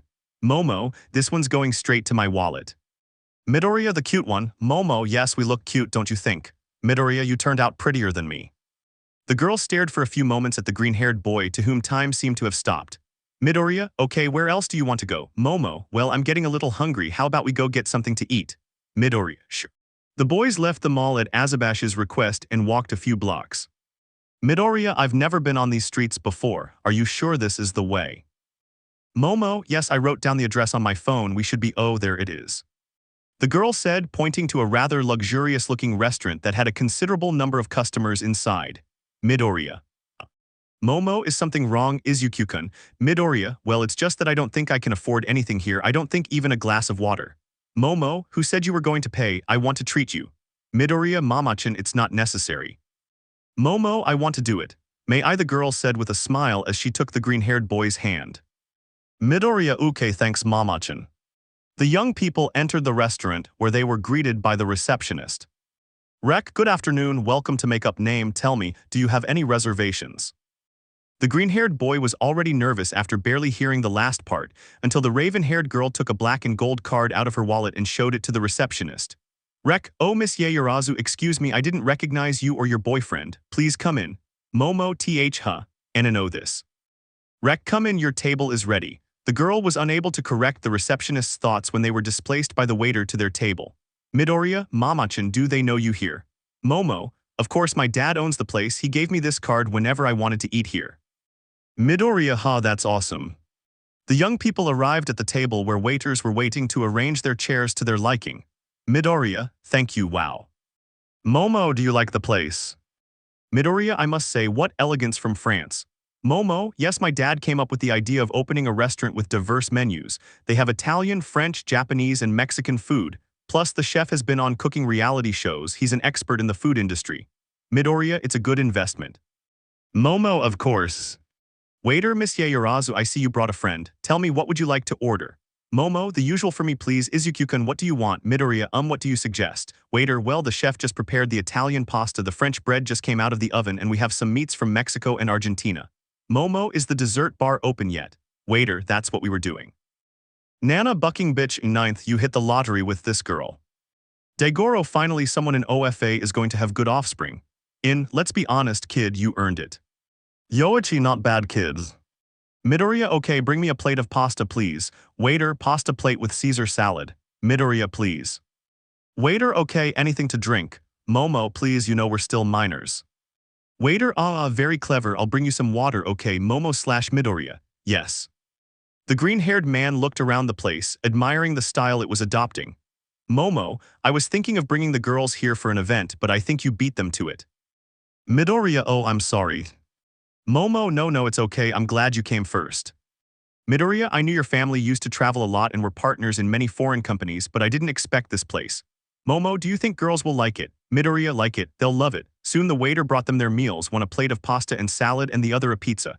Midoriya, wow, so your favorite is pizza. Momo, yes, it's something classic but delicious. For a moment the young people had reached a point of no conversation, were it not for a question from the green-haired boy. Midoriya, so what are you going to do this week? Momo, oh, actually I was planning to finish a book I was reading. Midoriya, what was it about? Momo, oh, I wouldn't want to bore you with that, I'm not usually as interesting as many people think. Midoriya, I'd like to hear from you too, I don't think it'll be boring if you're interested. The raven-haired girl felt her cheeks begin to feel warmer, and the young man, noticing the slight blush on her cheeks, smiled to reassure her. Momo, it was a romance novel. It was about a man who became wheelchair-bound and felt like his life was over, and he meets a girl who tries to change his mind. Midoriya, sounds like an interesting story. Momo, the truth is.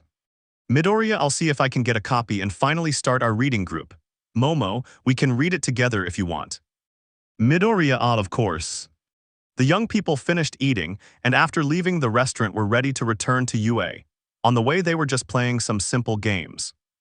Midoriya, I see with my eye something red. Momo, that balloon. Midoriya, yeah, it's your turn. Midoriya, I see with my eye something of a green color. Midoriya, ha, that's easy, another balloon. Momo, no. Midoriya, ah, let's see that tree, Momo, no. Midoriya, a banners, Momo's, no. Midoriya, well, I don't know, said the boy as he walked beside the raven-haired girl. Momo, ha ha ha, I could see your eyes. Midoriya, hey, that's cheating, said the boy, giving a light push with his shoulder as the raven-haired girl walked by, who then returned the favor. Momo, okay, it's your turns. Midoriya, I see something yellow. Momo, I'm curious, Midoriya, is it difficult? Momo, the shirt you lent me. Midoriya, yes, well played. The girl burst out laughing at her quick victory, while the boy went from a sad, defeated tone to joining in his friend's laughter. They soon arrived at the buildings and were greeted by the girls who were playing in the common room. Toru, Girls Momo Chance here. Mina, yeah Momo, where have you been? Oh, are you wearing an Almight shirt? Tsuyu, and you're coming with Midoriya-kun. Jiru at this hour. Toru/Mina/Tsuyu/Jiru, yee. The raven-haired girl already knew where the conversation was headed, and quickly began to lead him towards the stairs while he was barely trying to process some things when the girl's push pulled him out of his thoughts. Momo, well, Izuku-kun, you must be tired. I'll walk you to your room. I'll be right back to you girls. Midoriya hadn't understood anything that happened, but he was grateful that the girl accompanied him to his room. Midoriya, I can't remember the last time I had this much fun. Momo, me neither, rest Izuku. Midoriya, good night, Mama-sens. The boy was about to close the door when a quick kiss from the raven-haired girl took him by surprise. Momo, good night, Izukun, the girl said as she hurried away from the place. The boy, like a robot, walked to his bed, took off his clothes, and got into bed. Suddenly, he inexplicably brought his pillow to his face and screamed. Meanwhile, the raven-haired girl returned to the common room where, upon seeing where the girls were, she quickly noticed that they were looking at her with expressions she could read. We know you went out with him, and we know why. Momo, no. Mina, Mama-sens. Momo, it's not what you think. Jiru, it's kind of obvious. Momo, if you let me explain. Hagakure, we won't believe it the same way. Momo, we just went out as friends. Tsuyu, did they eat ice cream? Momo, yes. Jiru, did you eat at a fancy place? Momo, in a restaurant if. Mina, and did they play old games? Momo, I spy with my little eye. Mina/Toru, so it was a date. They both shouted excitedly. Momo, no, it wasn't a non-date, it was just a friendly outing. Mina, yeah Momo, I asked you once before, but I'll ask again, do you like Midoriya? Dibs. It was a Monday, classes with Aizawa were in their halftime, and everyone was focused on their own work when a young girl with black hair was hit by a small piece of paper. When she looked behind her, she saw her friend pink-haired who had written a message in her notebook. Invite him out. The girl, blushing but unwilling to admit it, replied with another message in the notebook she was using. But we're leaving on Saturday. The pink-skinned girl, pouting, quickly wrote an answer in her notebook and threw the paper ball again. It was about to hit the target when a ribbon caught it and pulled it back in the direction it came from. Momo, oh no. Aizawa, you know what I mean. Ashida-san, could you please tell us what you mean, since it seems to be more important than the class? Mina, well, I was talking about the movie. Several young people raised an eyebrow at that revelation. Aizawa, so a movie, huh? Mina, yais, a movie I wanted to see Hagakure-san. Aizawa, okay, so what was it you were referring to? Mina, the ending, it could have been better. Aizawa, sure, in your case I wouldn't get distracted. It's not like you're doing very well in your grades this semester, Ashido. Momo, don't worry, Izue-sensei, I can help you with anything you don't understand. Aizawa, I hope so. Now let's continue with the class if you'll excuse me. The pink-haired girl sighed, overwhelmed by the tension of the moment, before returning to her seat. The raven-haired girl felt embarrassed by the fact that Mina had almost gotten her into trouble and revealed to the class how she felt about the green-haired boy.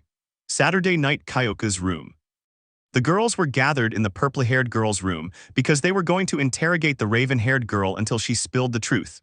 Mina, come on Mama-chan, if you tell us the truth we'll let you go. Momo, but which truth? We're just friends. Toru, yeah Momo, nobody who goes out with a guy like that is just a friend. Momo, and if that were the case, why would it be so important? Tsuyu, because we'd like to help you, Kiro. Momo, girls, I don't like it, but who among you knows anything about dating? Faced with this opinion, several were about to evade the question, remaining completely silent. Momo, they also know that Uraraka likes Midoriya. Despite making that accusation, the raven-haired girl was aware of what she had just done by kissing the boy minutes before, which caused her face to begin to turn a slight pink that went unnoticed. Mina, okay, let's just say you don't like it. Momo, thank you. Tsuyu, why are you wearing one of his t-shirts? The girl quickly noticed that she was still wearing the Almight t-shirt, which stretched a little due to the difference in physique between the boy and the young woman. Momo, because some people took all my clothes, she said, pointing at the girls who had forgotten and were wearing the girls' clothes until that moment. Toru, oh yes, but couldn't you create one yourself? Momo, they know that if I use my quirk for my own benefit, it could affect the economy. Mina, and was it better to go naked to ask Midoriya-kun for an outfit? Momo, that didn't happen. Toru, okay. Momo, girls, please, I'm begging you, don't tell Uraraka anything about me going out with Midoriya yesterday.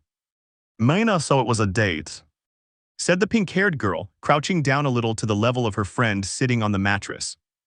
Momo, no, but if he finds out I went to those places with Midoriya yesterday, he might take it as us dating and I wouldn't want to break his heart, that's not my intention. Mina, okay, we'll just leave it between us. Momo, growlet what? Mina and the rest of the girls left the rocker's room. Because she was nervous, they decided to leave her there for a while. She decided to lie down on the bed and stare at the ceiling for the next few minutes until everything was over. BRRRs. Azabash broke her phone and saw that she had messages from the sour girl. Mina, but if you want something with Midoriya, you could start by making the first contact with him, taking his hand, talking more openly with him. Black-haired La Azabash turned off her phone, trying to ignore the girl's advice, and decided it was best to leave her friend's room. She went to her own room and tried to fall asleep. Momo, how can they think I like Izuku-kun? I mean, he's not ugly, he's nice to people, he's smart, he has a cute face when he's nervous, plus he's a good listener, and if that's the case, why did I kiss him? When asked the question, the girl put a pillow to her face and began to roll around in bed, overcome with embarrassment. No. The girl turned back to the blackboard, trying to distract herself and pay attention to the class for once.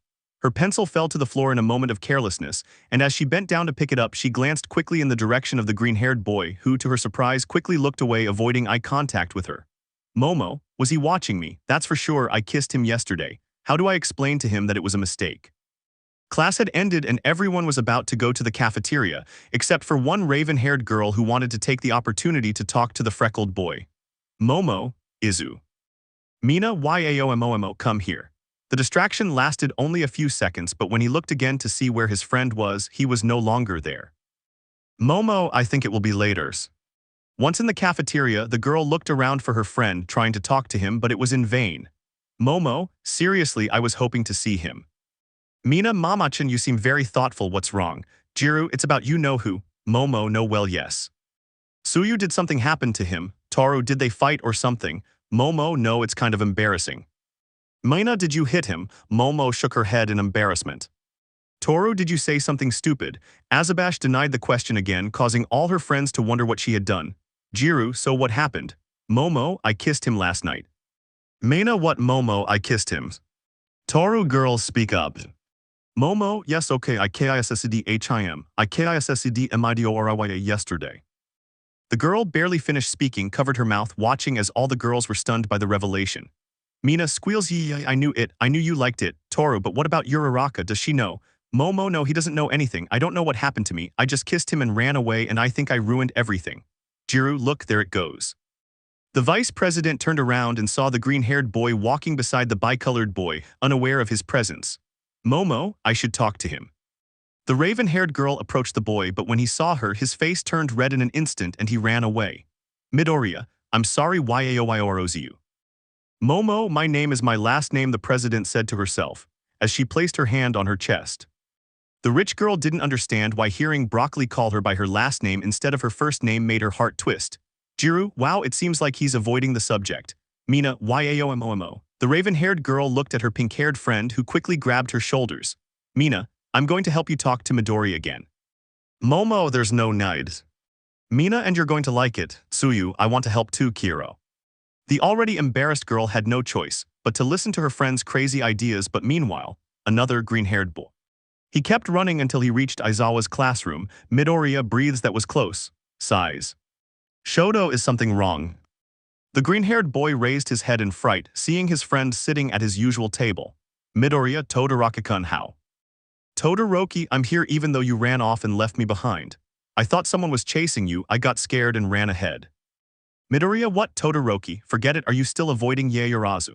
Midoriya, how do you know I'm avoiding Mo Yaoyorozu? Todoroki, well, you blushed quickly when you saw her, your hands were sweating. You become more of an idiot when you hear her. Both young men looked toward the source of the sound and saw a gray-haired boy glaring angrily at the broccoli. Midoriya KKACCHEN. Bakugo, besides, you always run away as soon as she takes a step in front of you. Todoroki, that too. Midoriya, well, it's something I don't think they care about. Bakugo, you're absolutely right, nerd, he said with a smile. Todoroki, does he hate you? Midoriya, no. Todoroki, did you argue? Midoriya, no. Bakugo, did he break an Almight figure? Midoriya, Nujo. Todoroki, should I throw a teapot at you? Bakugo, we're starting with the damn teapots, the boy said irritably, holding the bridge of his nose. Todoroki, but they're lethal. Midoriya, no, it's nothing like that. Bakugo, then let go of that damn nerd trauma, or I'll blow your head off. Midoriya, WL, it's just that the other day she muttering. Bakugo, huh, speak UP. Midoriya, she mutters softly. Bakugo, I warned you idiots. The boy yelled, slamming his fists on the table he was sitting on. Midoriya, Momo KISSEDME. The ash-haired man remained motionless in the air, along with the wealthy man who simply gazed calmly at his friend. Todoroki, and Midoriya, and it's the first time a girl has kissed me. Bakugo, half and half, is she blind or what? Todoroki, Yaoyorozu, not according to me, why? Bakugo, well, I'll kiss that idiot Deku. Todoroki, is that why you were running away? Midoriya, yis. Bakugo, and why? Midoriya, it's nerves. It's the only time I've ever kissed someone, and actually she was the one who kissed me. It took me by surprise, but since then I've avoided her. Both the bicolored and the ash blonde looked at each other for a few seconds, before looking back at the green-haired boy with a doubtful expression and then at the other boy with a raised eyebrow. Bakugo / Todoroki, are you gay? Midoriya, no. Bakugo, so why are you such a huge wimp? Todoroki, why don't you ask Yaoyorozu to be your girlfriend? Midoriya, how could you even think of that? Bakugo, either you tell her, you idiot, or I'll go and tell her to go out with you, you moron. Midoriya KACCHEN, wait. Lies down on the ground, sighs, if I do it, how should I do it? No sooner had he said this than both boys, Bakugo and Todoroki, already had a hand outstretched, offering it to the green-haired boy, but the most surreal thing is that both of them were wearing sunglasses and both were eating lollipops. Todoroki, don't you move, bro. Bakugo will tell you how.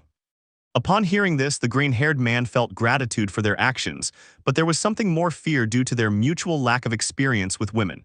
Todoroki, come with us, bro. The boys were standing in a corner watching a group of girls from Class B chatting quietly. Todoroki, the first thing you should do, Midoriya, is approach Bakugo with confidence. He'll teach you. Bakugo, watch and learn, nerds. The ashen-haired boy approached Ibara, a student in Section B, who was surprised by the sudden appearance of the explosive boy. Ibara, you are offered. Bakugo, give me your phone. The frightened girl simply took out her phone and placed it on the ground, quickly walking in the opposite direction. All of this was seen by the bicolored one and the green-haired one, which was strange for the broccoli one since his friend Shoto gave him a thumbs up. Bakugo, now idiot, what you need is certainty about what you want. Don't let someone else decide for you. Go for what you want. Shoto, look. Now it was the turn of the bicolor one. He was heading towards the pink-skinned one who was eating a sandwich. She noticed it and it looked like they were talking. Bakugo, you'll learn a lot from us. Shoto, ready. Bakugo, what the hell? They both watched as the boy ate a sandwich while his friends just had faces that screamed WTF. Midoriya, Todoroki-kun and that sandwich. Shoto, well, I arrived with Ashido. I asked her what time it was and Ashidasan told me it was lunchtime. I remembered I left mine in the classroom. I saw it and she asked if I wanted some of her sandwich. It's tuna, do you want some? Bakugo, that teapot punch didn't just leave you with a scar, it made you an idiot. Shoto, so you don't want sandwiches. The three young people could be seen eating small pieces of sandwich as they walked through the halls of UA. Midoriya sighs, this will be difficult, Shoto, or you could just be yourself. Midoriya, do you think that will work? Bakugo, no, the boy was hesitant. On one hand, he wanted to listen to his friend Todoroki and what his inner voice was telling him, but on the other hand, there was the fact that he was a complete nervous wreck. Midoriya, I think I'll decide later. Time passed and it was already night. Most of the boys were already in their rooms to sleep, except for the green-haired boy and someone else. Uraraka, Deku-kun, she said her friend's name enthusiastically, until he looked completely clear. Why are you drinking orange juice from a shot glass? GLUP. Midoriya sighs, it's the only thing that calms my head, Uraraka-san. Uraraka, is something wrong? Midoriya, no, it's well, we're friends, right? Uraraka, Deku-kun, don't doubt it, said the Machi, giving her friend a smile. Midoriya, well, have you ever liked someone? The girl barely heard the last part. Her anxiety went from 0 to 1,000 in half a second. Uraraka, no, well, maybe sometime, sure, who hasn't liked someone? Wait, you like someone, Deku-kun? Midoriya, well, sort of, I don't know if I like it or if I just. Uraraka took the chair in front of him and looking directly at him spoke. Uraraka, how does she make you feel? Midoriya, well, she's kind, she worries about me every time she sees me in danger, she's cute and… Uraraka, she loves you very much, she said with a smile. Midoriya, and I don't know what to do, she already kissed me. The chestnut-haired woman felt her insides clench at that clarification, so it wasn't her he was talking about. Uraraka, who are you talking about, who kissed you? Midoriya, well, don't tell anyone, but it was Mamasan. The girl felt like her world was collapsing. Uraraka, when was that? Midoriya, yesterday, but I don't know, she ran away when she did it, and I've just been avoiding her, but every time I do, I feel bad about it. But I don't know what to say to her. The brunette was hurt, not because she had lost her place next to the green-haired boy, but because he was clearly confused. She knew she had lost her place when she repeatedly denied her relationship with him, but she didn't want to see him like that. Uraraka, you know, I think if Momo did that, it's because she really likes you. Midoriya, but it doesn't make sense, she's amazing, she's smart, cute, friendly, and good at commanding authority. How could she, being so amazing, ever notice someone like me? The brunette stood in front of the boy, taking his face in her hands and making him look directly at her. Uraraka, listen Deku-kun, you're very skilled too. Don't think you don't deserve to be with someone like Momo. Don't believe what you say about yourself. Midoriya, and what am I supposed to do? He said, holding his cheeks in the brunette's hands. Uraraka, don't worry about that, the girl said, letting go of the broccoli's face, because I'm going to help you. The boy's eyes widened at his friend's news, as he hadn't honestly expected her to offer him help. Midoriya, are you sure? Well, Todoroki-kun and Kakin already tried to give me advice. Uraraka, pffffhahahaha. Midoriya, Uraraka, aw Deku-kun, what do those two know about advice? They haven't even had girlfriends. The girl said, wiping away a tear from laughing. Bakugo, shut you round face. Shoto, so Midoriya, will he leave the side of the macho, hair-chested single men? Bakugo, I told you that wasn't the club's name. Uraraka, look, what you have to do is give him some compliments, but not too many, or you'll look like a real jerk. The boy listened attentively as he wrote everything down in his notebook, taking in every detail and some advice from his friend. The girl might not have liked the idea of Deku being with someone else, but she loved that broccoli so much that she accepted him dating someone else just to see him happy. Midoriya, thanks for the advice, Uraraka-san, you're a good friend, the boy said, hugging his friend, who happily returned the hug. Uraraka, try it tomorrow and tell me how it goes. Now it's time to sleep, I'm getting sleepy. The young people retired to their dormitories, while a green-haired boy eagerly awaited the next day. Ladies and gentlemen, and those who are still undecided, here's another chapter of one of my top 3 couples. I was listening to some fanfics the other day and one of them caught my attention. Would you like me to write a fanfic about everyone's favorite broccoli on an island with the other girls from A and B and some pro-heroines? Flirting. Aizawa's class had begun. The students were in the demolition area practicing their quirks. Bakugo was firing shots, Koda was increasing his animal call, and Kaminari was charging a battery. Meanwhile, a green-haired boy was practicing his kicks by demolishing some walls when, out of the corner of his eye, he saw the raven-haired girl slowly approaching him. Momo.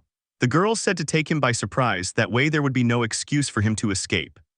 The green-haired boy took a deep breath, fighting back the urge to run away. Yesterday. Uraraka, give her some compliments, don't overdo it or you'll look like a total jerk. Today. Midoriya, okay, inhales, here I go. Momo/Midoriya, Izukukun, Momosan. The two young men stared at each other, frightened and clearly ashamed of having shouted at each other. Momo, sorry, I didn't mean to yell at you. Midoriya, no, forgive me, I shouldn't have yelled like that, is something wrong? Momo, well, I wanted to apologize for what happened the other day, I don't know what came over me. The boy actually knew it was clearly about that kiss, he knew it all night and all morning. He knew that what the girl would try to do was apologize, but she didn't have to, so he already thought of a response to that letter. Midoriya, don't worry about it, it's not every day that a cute girl kisses me, the boy laughed sheepishly, inevitably causing the girl to blush. Momo, are you serious? Midoriya, of course. Momo, I hope it wasn't a bad kiss, anyway, she said to the girl, looking away. Midoriya, not at all, actually I liked it. The girl was getting more colorful, to the point where it looked like she was wearing a mask the same color as her hero costume. Momo, even so, I'm sorry, I honestly didn't think my first kiss would be like this. Midoriya, was that your first kiss? Momo, yes. Midoriya, I only have one question, why was it? The girl hoped that of all the questions, that would be the least mentioned since even she didn't have a definite answer. Aizawa, alright everyone come here. Momo, saved by the bell, let's go Izuku-kun. Midoriya, yes, well, at least if she keeps calling me by my name, the boy thought, noticing this small detail. The classes continued as usual with practical and theoretical work, but during all this time it seemed that the girl had changed her attitude again. Now she no longer ran away from him, but quite the opposite.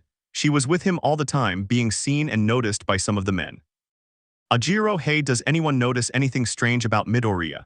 Kaminari, in Midoriya, what about Yaoyorozu? Those two have been more stuck together than gum to the floor. Lita, hey, what are you saying? Said the delegate with his typical robotic movements. Kirishima, nothing unless. Minta, damn it. Everyone turned their heads towards where the green-haired boy and the raven-haired girl were, noticing how they were both laughing happily. Takami, it's obvious there's something between the two of them. Bakugo, and you're only just now realizing it, you idiots. The young men turned to look at the ashen-haired man who was walking beside the bicolored one while he appeared to be drinking juice. Shaoji, realize what? Bakugo, as if I'd tell them. Todoroki, Midoriya will leave the macho, hair-chested single men's club, the boy said calmly. Kirishima, what? Ajiro, wait, he confessed to Uraraka. Bakugo, idiot, the boy yelled, glaring at his companion beside him. Todoroki, no, he didn't go to Uraraka-san. Several people were surprised by that explanation, however some had already deduced the meaning of those words. Lita, MIDORY is DATNGYOROZUSAN. Instantly all the young people rushed to cover the class representative's mouth, receiving a single glance from the couple a few meters away before being ignored. Bakugo, shut UP, you're driving me crazy. The ash-blonde boy shouted while glaring angrily at the class representative. Sato, I didn't expect those two to come out. Todoroki, rather try to do it. Kaminari, well, if that's the case, we should lend them a hand, don't you think? Lita, guys, I don't think they need. The delegate was speaking, and when he turned his head he noticed that his friends were already in a circle talking. Everything seemed normal to the happy couple chatting, but it was a nightmare for the girls behind the door listening to the commotion.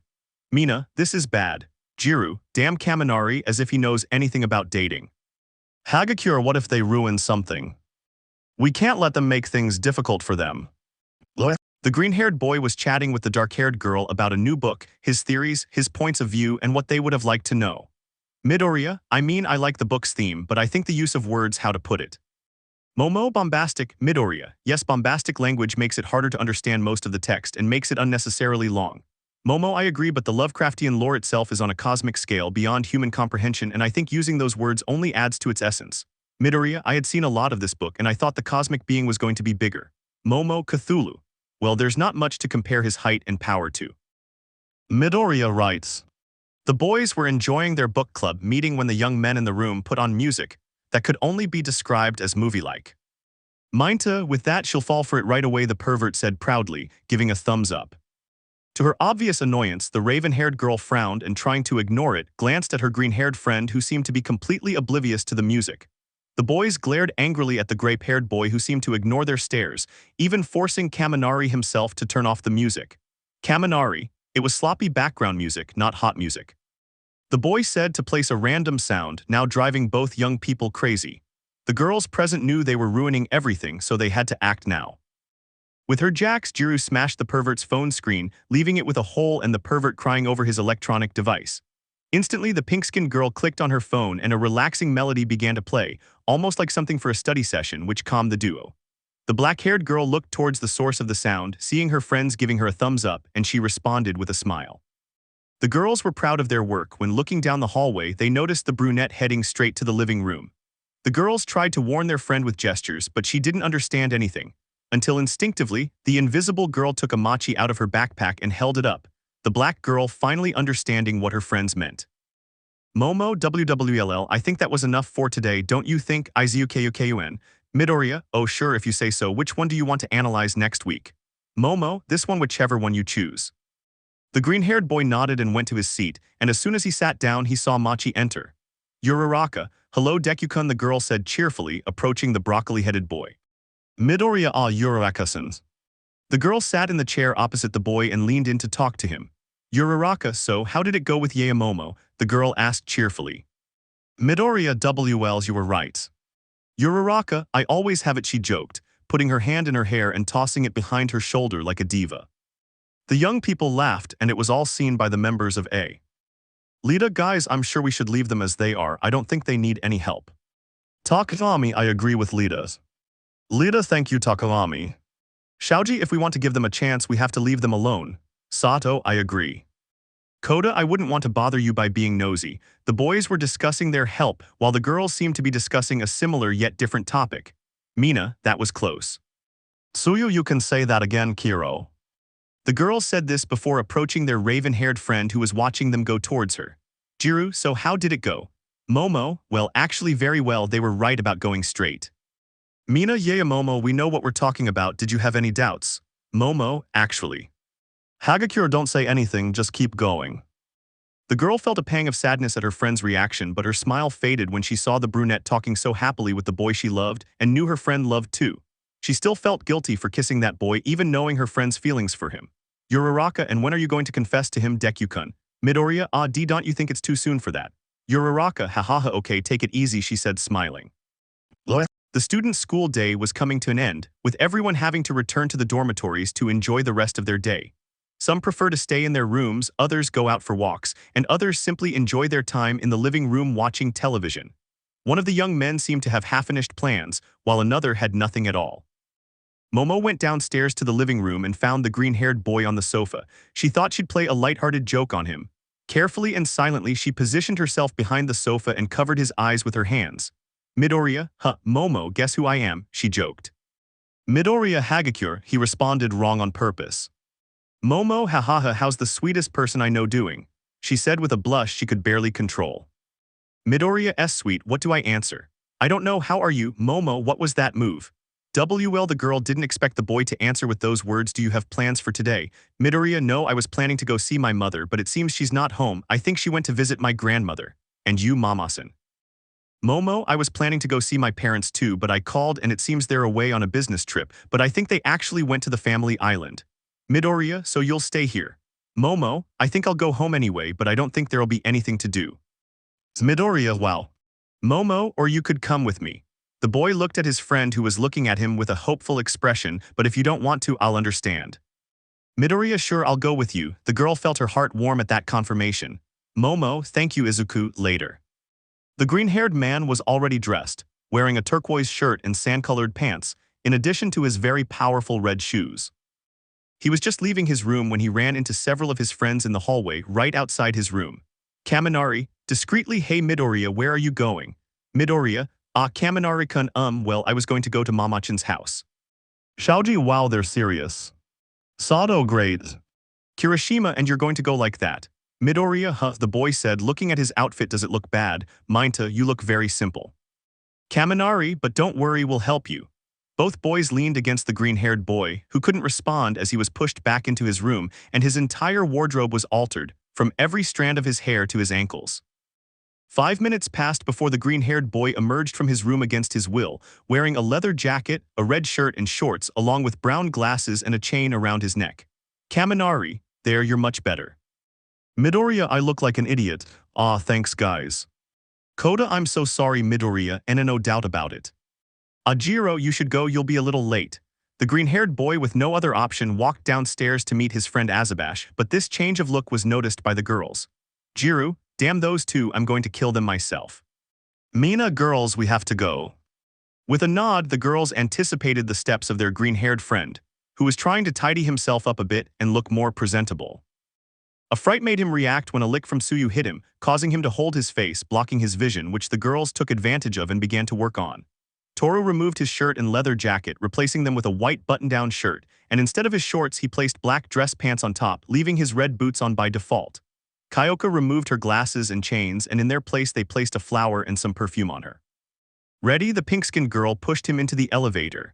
The boy was about to turn his head to see what all that was about, but he only managed to see the elevator doors close. Midoriya, ouch. The boy complained, rubbing his cheek, which hurt from the blow. And this. The boy said, looking at his new clothes, which brought a slightly more satisfied smile to his face. Midoriya, this is better, he said, adjusting a bow he had around his neck, looking at himself in the elevator. The elevator doors opened, and as she stepped out and walked through the common area, she found Machi eating a bowl of cereal. Uraraka, Deku-kun, the girl greeted without stopping eating or watching television. Midoriya, hello Uraraka-san. The girl turned her head for a moment, not wanting to be rude to her friend when she saw how he was dressed. Uraraka, Deku-kun, you look very handsome, are you going with IzuMomo? Midoriya, ah yes, he invited me to his house, hasn't he come down yet?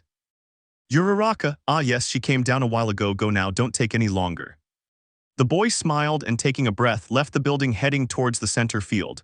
Midoriya, see you later Uraraka-san, Uraraka, have a good day Deku-kun. Machi looked out the window, noticing how Azabash was waiting for her friend outside, wearing a cream-colored sweater and a black knee-length skirt, and this time she had her hair straight instead of her classic ponytail.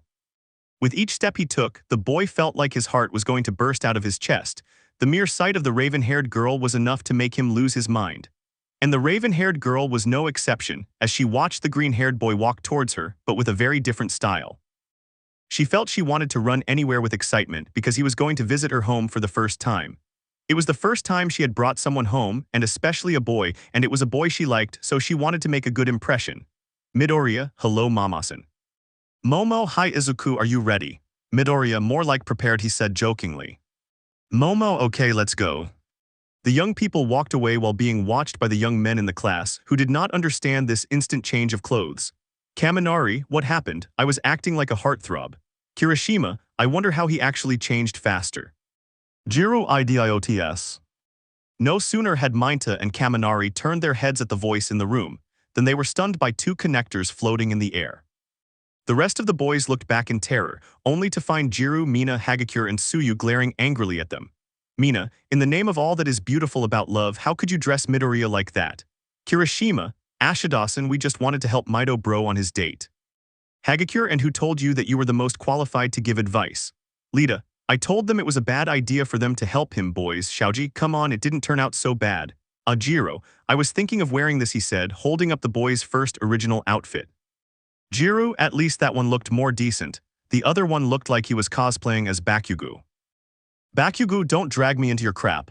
I don't think even Satan wears that garbage clothing. Several looked at their fellow explosion maker who was ignoring them. Bakugo, I wear 100% cotton, that stuff is garbage, the boy said, touching his clothes and walking away. Mina, besides, if anyone was going to give her better advice. Uraraka, she would be a girl. The angry faces of those present turned to nervous ones when they saw Machi walk to her room, while committing cannibalism, commenting on the current topic. Uraraka, don't be surprised, Deku-kun told me everything and that's fine.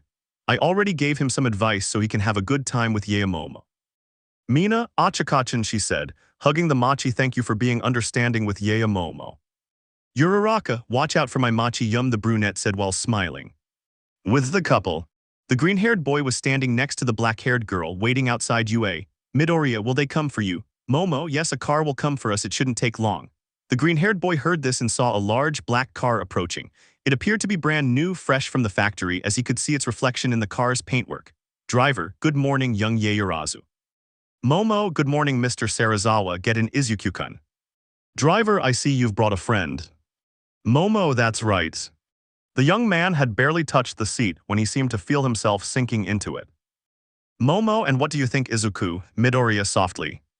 The boy had closed his eyes for comfort, missing a smile from the raven-haired girl who found the green-haired boy's reaction amusing. The driver raised the window between them, giving them a little more privacy and avoiding any discomfort for the young people. They soon arrived at the girl's residence, who stretched upon arriving home. Momo, come on Izuku-kun, Izuku-kun. The girl turned her head in the direction of her friend, only to be met with laughter at the boy's surprised face. Midoriya, is this your house? Momo, yes, this is the main house. About 100 meters away is the family's racetrack, 200 meters away is the pond, and another 300 meters away is the beginning of the fruit orchard, and it's 150 hectares. Midoriya, I knew your family was rich, but this is just humiliating the poor, you know. The girl laughed at her friend's joke, who was imagining the property's scale. As they approached the door of the residence, they were greeted by the housekeeper. DLL, oh Miss Yaoyorozu, what a joy to see you. Momo, hello Mrs. Shiazu, are my parents home? DLL, I'm afraid not, they haven't returned from their trip yet. Momo, sighs, just as I suspected, well, come in Izuku. DLL, wow, he brought a guest, that's something new. Momo, yais, this is Izuku Midoriya, a classmate from UA, I brought him along so we could hang out. DLL, well, if you need anything, you know you can ask me, I'll keep cleaning. Momo, yes, thank you. The green-haired boy appreciated everything around him. It was incredible how he seemed to look even bigger on the inside than on the outside. He was brought back to reality when he felt something warm in his hand, turning around to see the black-haired woman's hand leading him around the place. Momo, come here, Izuku-kun. Midoriya yais, all this was seen by the woman who only thought about one thing. DLL's how cute. The girl continued guiding the broccoli, who was observing everything in detail. The decorations on the walls, the scale of the house, and above all, how expensive everything looked. Damn, even the paint on the walls looked expensive. The girl guided him until they stopped at a door. Momo, tell me Izuku, you like books, right? Midoriya, of course, if. Momo, then let me show you the library. The girl pushed open some heavy doors, revealing to the boy the large hall that housed dozens of shelves with thousands of books on each one, even reaching areas of the ceiling to store them. Midoriya, when you told me you had an unreal library, I thought you were exaggerating. Momo, are you impressed? She said, smiling. Midoriya, no, I had one just like it, only mine was half a meter tall and had coloring books. But yeah, exactly the same, the boy said, smiling as if joking. Momo, hahaha, okay, take whichever book you want, I'll go get the copy from the next room. Midoriya, or we can read it together, the boy said, examining the shelves. Black-haired La liked the idea, which she accepted without complaint or opposition to the green-haired man's proposal. Momo, sure, which one will we read? The young people analyzed for a while, shelf by shelf, until Azabash proposed. Momo, how is this? The green-haired youth approached to see the book the rich girl held in her hands, noticing a light brown-covered book with yellow details and a pink flap, which had no title written on it. Midoriya, is it romance? Momo, I think it is, but if you want we can choose any other. Midoriya, sounds good to me, let's go. The raven-haired girl smiled at the boy's quick approval, and with the book in her hands she headed to a table in the library. The green-haired boy took a seat, and instantly the girl sat next to him. Momo, do you start or do I? Midoriya, as you wish. The raven-haired girl opened the book and began to read. The green-haired boy enjoyed the moment, watching the passion the girl conveyed as she narrated, the softness of her voice as it came from her lips, and the sweetness that blossomed in her gaze when she looked at him. The green-haired boy could see the girl all day when she spoke to him directly. Momo, Izuku. Midoriya, Momo, it's your turn. Midoriya, right, where were you reading? The girl quickly understood why the boy got lost, but rather than getting angry or annoyed by his lack of attention or lack thereof, she took the boy's hand and patiently led it to the book right where she had left off reading. Midoriya, okay, fine.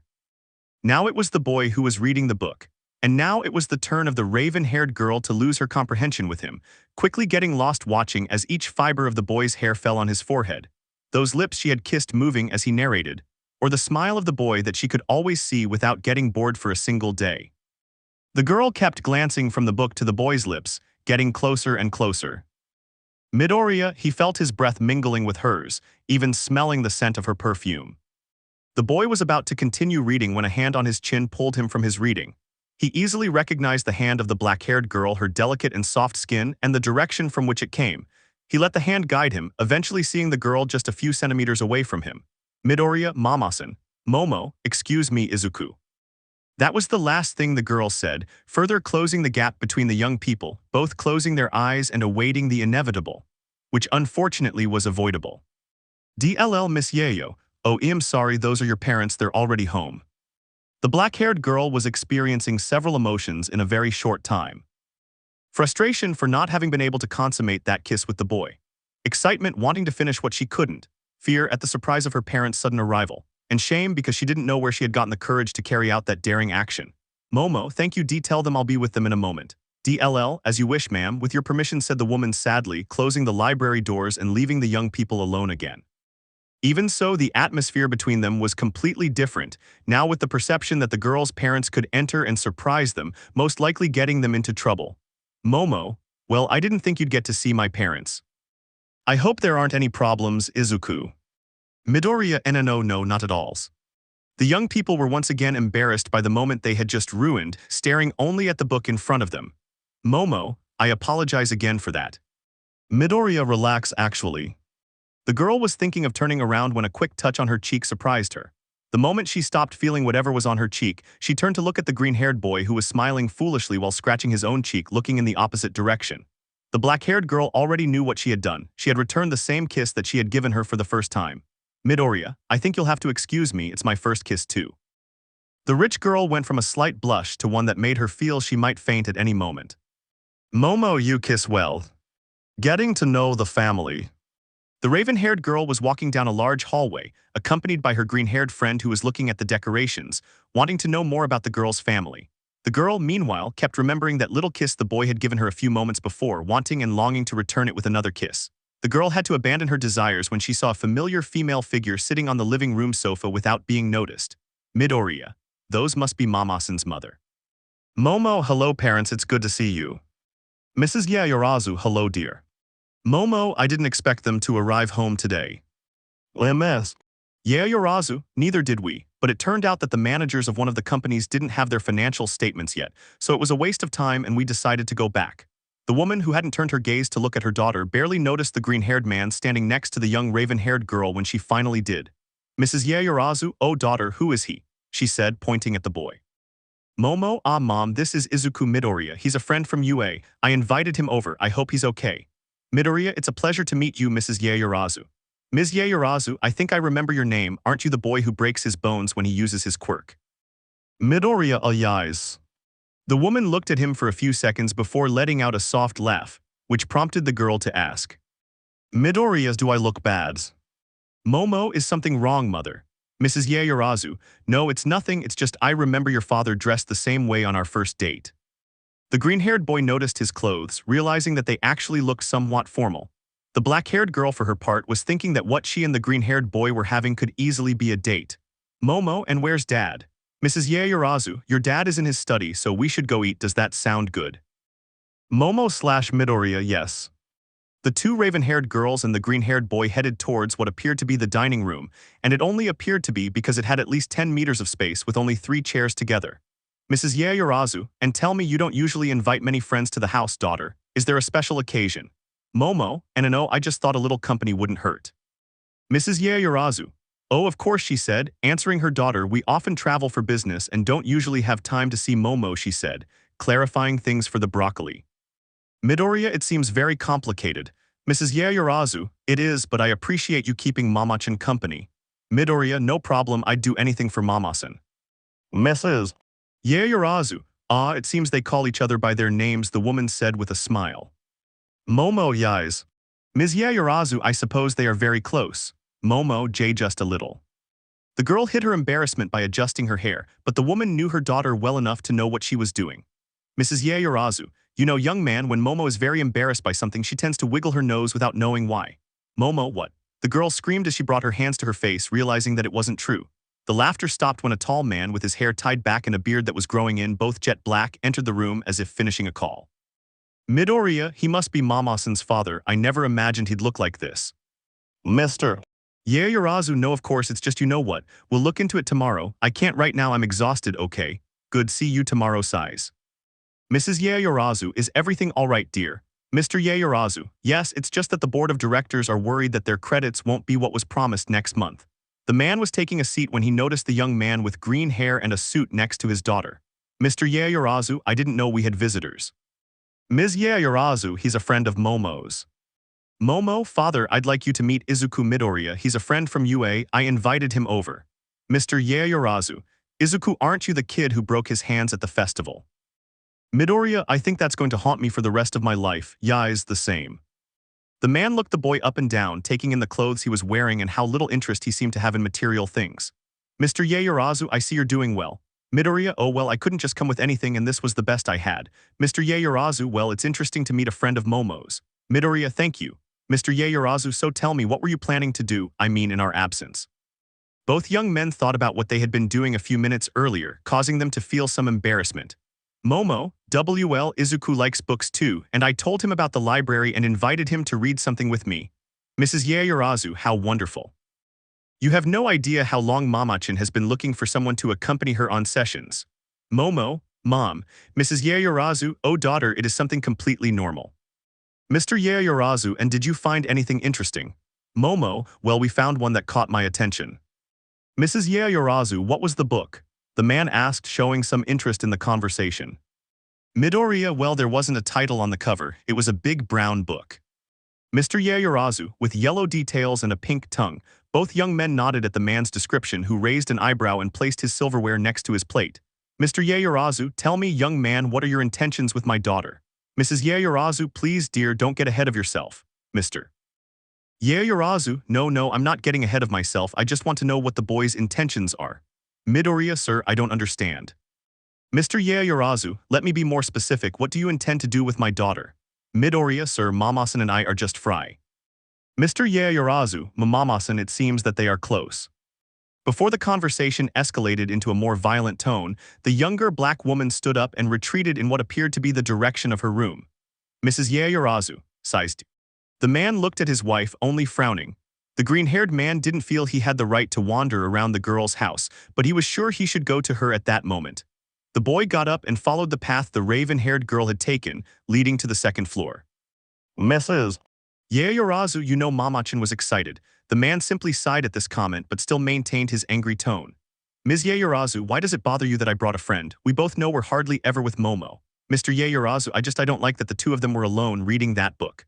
Ms. Yaoyorozu, is that it remind me, wasn't it the same book you and I were reading when I was with you, when we barely knew each other? The man looked away, noticeably nervous about his own hypocrisy. Mrs. Yaoyorozu, honey, Mamachan is smart and I'm sure she'll know who she wants to fall in love with. Finally defeated by his wife's words, the man could only exhale and lean back in his chair. Mr. Yaoyorozu, I suppose you're right. Ms. Yaoyorozu, correction, I'm right, Mr. Yaoyorozu, sighs, I messed it up, didn't I? The man said, leaning back in his seat and bringing a face to the bridge of his nose. Mrs. Yaoyorozu, you can apologize to him now, the woman said, placing her hand on her husband's shoulder. Elsewhere in the house, the green-haired boy searched a large hallway for the raven-haired girl's room. Visibly nervous because he didn't know which room it was, he opened door after door until he found one that was closed. He wasn't sure, but something told him that was the girl's room. The young man leaned slightly against the door and carefully knocked. Knock, knock, knock. Midoriya, Mamasan, are you there? The boy didn't get a response from the girl, but he could see through the low crack in the door that there seemed to be something in between, casting a shadow. The boy crouched down and sat down to lean against it. Midoriya didn't know what to say. The argument had left his mind blank, and above all, because of what the man seemed to have interpreted. Momo, I'm sorry Dad treated you like that.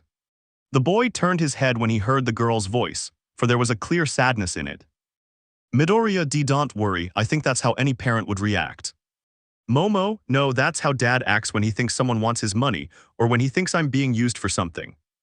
The boy tried to sound calm and not upset the raven-haired girl, but the way she spoke simply left him with an emptiness in his chest that he couldn't explain. Momo, I was never allowed to bring friends home since Dad said they could be a bad influence, and he made me study in my free time. You're the first person I've brought home, Izuku-kun. The boy could feel that cold sensation. What had once been a fun and exciting feeling for both of them was now a feeling of sadness. Momo, I'm sorry you had to see this part of my family. Midori, as you know. The black-haired girl, who until now had only expressed her shame and sorrow to the boy, listened to what the boy was saying. Midoriya, I don't know much about rich people, but I know your dad loves you. Momo, he just thinks everyone is after something from him. Midoriya, well, you're his only daughter. I think as a father that worries him more than anything. Momo, maybe, but he knows I won't go with just anyone. He's talked to me about that for years. I don't know why he doesn't trust me. Midoriya didn't know what to do. In part, he admitted that he received advice from his teachers in One for All. Midoriya, maybe I'm just scared. The girl was starting to shed tears when the boy's words made her stop for a moment. Midoriya, well, maybe it's not that he doesn't trust her, but rather that he doesn't want to see his little girl grow up so fast. At the same time, the same man was in what appeared to be an office, looking at a series of framed photographs showing the young Azabash at different ages. The man had a nostalgic smile as he looked at the first of these, a picture of the young girl as a newborn, followed by one of her first year, being held by her parents in front of a beautiful cake. As he looked at the photographs, he noticed something that he had never noticed before. As the years went by, both parents moved further and further away from the young girl, until the last photograph where only the young girl was standing, completely alone in the frame. The man looked at the last photograph with sadness, seeing his daughter's face as she gazed sadly at the cake in front of her. The man felt devastated. That had been 2 years ago. In 2 years had he never noticed that look. And he instantly remembered how happy his daughter looked next to the boy he had so quickly judged, only feeling a great sense of guilt. Back in the room, the raven-haired woman had opened the door that separated the young man from where she was. Midoriya, Mamasan. Momo, can you come in please? She said with a somewhat sad look. The boy couldn't bear to see that. The mere thought of the girl crying made his chest tremble. The girl barely saw the boy take a step before she lunged forward and hugged him so tightly that she looked like a child clinging to a stuffed animal or her favorite pillow. The boy was surprised by this action, but given how everything had happened, he couldn't leave the girl like that and he returned the hug. Momo, thank you for staying with me, Izuku. Midoriya, I would always do that. All of this was being overheard by the cold-looking man who was standing in the hallway to one side of the door, listening to everything. With some hesitation, the man gave 2 light knocks on the door, drawing the attention of the boy and his young daughter. Midoriya, Mr. Yaoyorozu and I. Mr. Yaoyorozu, no, don't worry, actually I came to apologize to both of you. The young daughter was surprised. In her 17 years, she had never seen her father in a repentant posture, much less one inclined to apologize. Mr. Yaoyorozu, I got ahead of myself and treated you badly, my boy. It wasn't right, and forgive me, Momo, for not being here during important moments for you and for demanding too much of you. I don't deserve to be called dad. I apologize, my daughter. The man stared at the floor, waiting for his daughter to speak, but the silence gave him an idea of her choice. This changed quickly when a pair of arms wrapped around the man, who looked up to see his daughter shedding tears. Momo, Dad. The man carefully placed one of his hands on the girl's head and simply wrapped her in his arms. The scene was captured by the boy's eyes as he stared at the raven-haired girl, a smile he couldn't suppress as he watched her hug her father as if she hadn't done so in a long time. His gaze quickly shifted to the man's face, who was staring at him intently. The boy swallowed hard at the cold stare, then looked back at the raven-haired girl and smiled, finally giving the boy a somewhat cheerful look. Midoriya, I think he likes me now. Click. A sound in a flash caught everyone's attention to see that at the girl's door stood the girl's mother and the housekeeper with a camera. Ms. Yaoyorozu, sobbing, this will go in the album. Later, the raven-haired girl was saying goodbye to her mother, who was still somewhat sensitive from the scene a moment ago, while the green-haired boy and the man with the same raven hair watched the scene without looking at each other. Mr. Yaoyorozu, thank you. Midoriya, Mr. Yaoyorozu, for taking care of my flower. It seems you're very special to her. I don't want to see her sad, and I don't want it to be my fault or anyone else's. Midoriya, I don't want to see her in that state either, sir.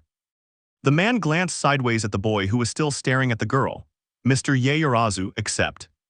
The boy looked doubtfully at the man who was handing the brown book to the boys. Mr. Yaoyorozu, I'm sorry for exploding at you about this. Take it, as a token of my regret.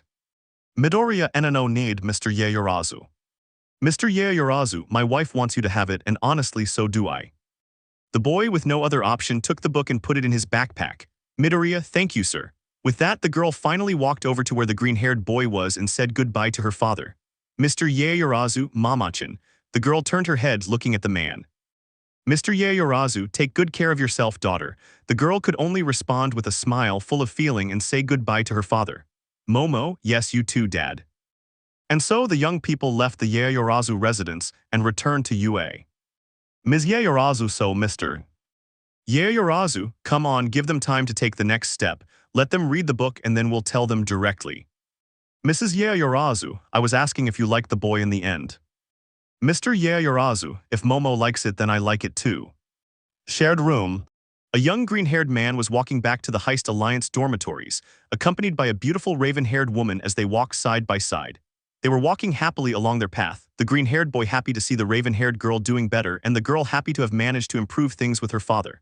This changed when, upon entering the confines of A's bedroom, they noticed something that frightened them.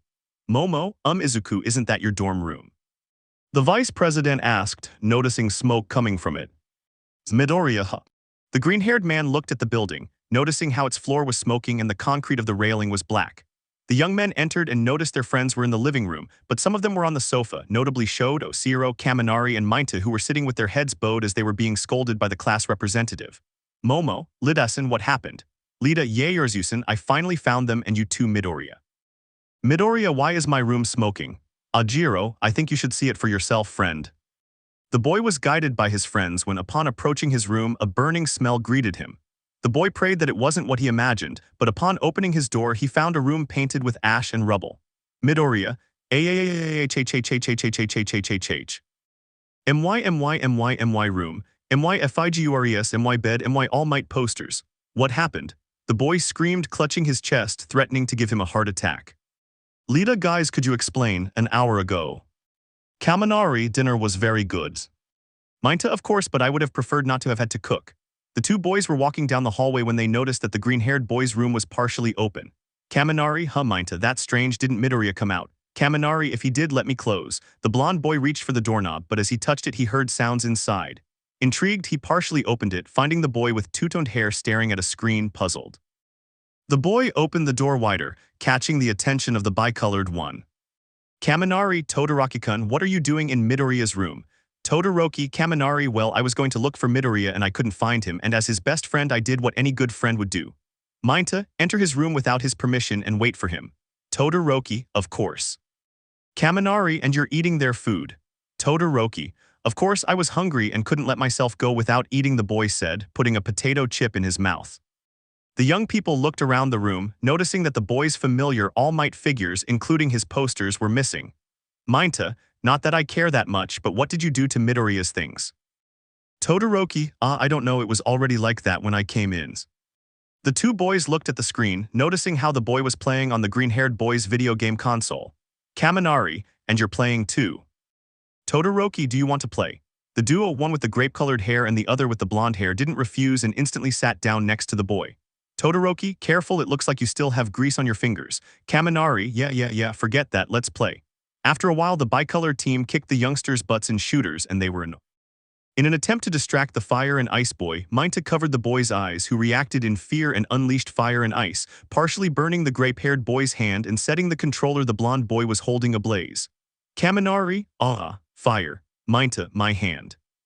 The frightened bicolored boy first took care of Minta, creating some ice to soothe his burn. But when he looked at the blonde boy and tried to extinguish the small fire, he realized that Minta had tripped and thrown the remote control onto the green-haired boy's bed, starting a larger fire. The boy could only watch as, in an act of desperation, the other boy threw more and more things to try to put out the fire, only making it worse. In an attempt to ask for help, the bicolor left the room and knocked on anyone's door. At first it was Lita, but through gossip Mina found out, and before long the entire Class A was trying to put out the fire in the room of the absent green-haired boy. Now. The green-haired boy was breathing and inhaling from a paper bag, while being comforted by Uraraka and Momo. Todoroki, and that happened. Momo, wait, you said Izuku's things weren't there when you came in, so where are they? Everyone was wondering about that, when as they came down the stairs they all saw a gray-haired boy wearing an Almight shirt and one of Midoriya's pairs of shoes. Everyone was stunned, they didn't understand why he was wearing his clothes when they were brought back to reality by the same ashen-faced man. Bakugo, what are you looking at, idiots? Said the irritated ash-haired boy. Takami, Bakugo, why are you wearing Midoriya's shirt and shoes? Bakugo, TSS, the idiot already forgot. Midoriya, Bakugo, the day we trained I told you I was going to get revenge on you and that I would take all your things, you idiot. Midoriya, so you have my things. Bakugo simply responded, taking a swig from the can of soda he was holding and pulling one of the many All Might minifigures from his bag. Toy, Watashi ga kita. Midoriya instantly began to tear up with relief and rushed to hug his childhood friend. Midoriya, Kaachann, he shouted happily, you're the best. Bakugo, get out of the way, nerd, get out of the way. I'm forgetting my English. He yelled while pushing the boy's face, who didn't move away. Iida, Bakugo, it's frowned upon to steal Midoriya's things, and how did you even get in? Todoroki, that's right, when I went to open Midoriya's room it was already open. Bakugo, easy, I have a copy of your keys. Midoriya, why do you have a copy?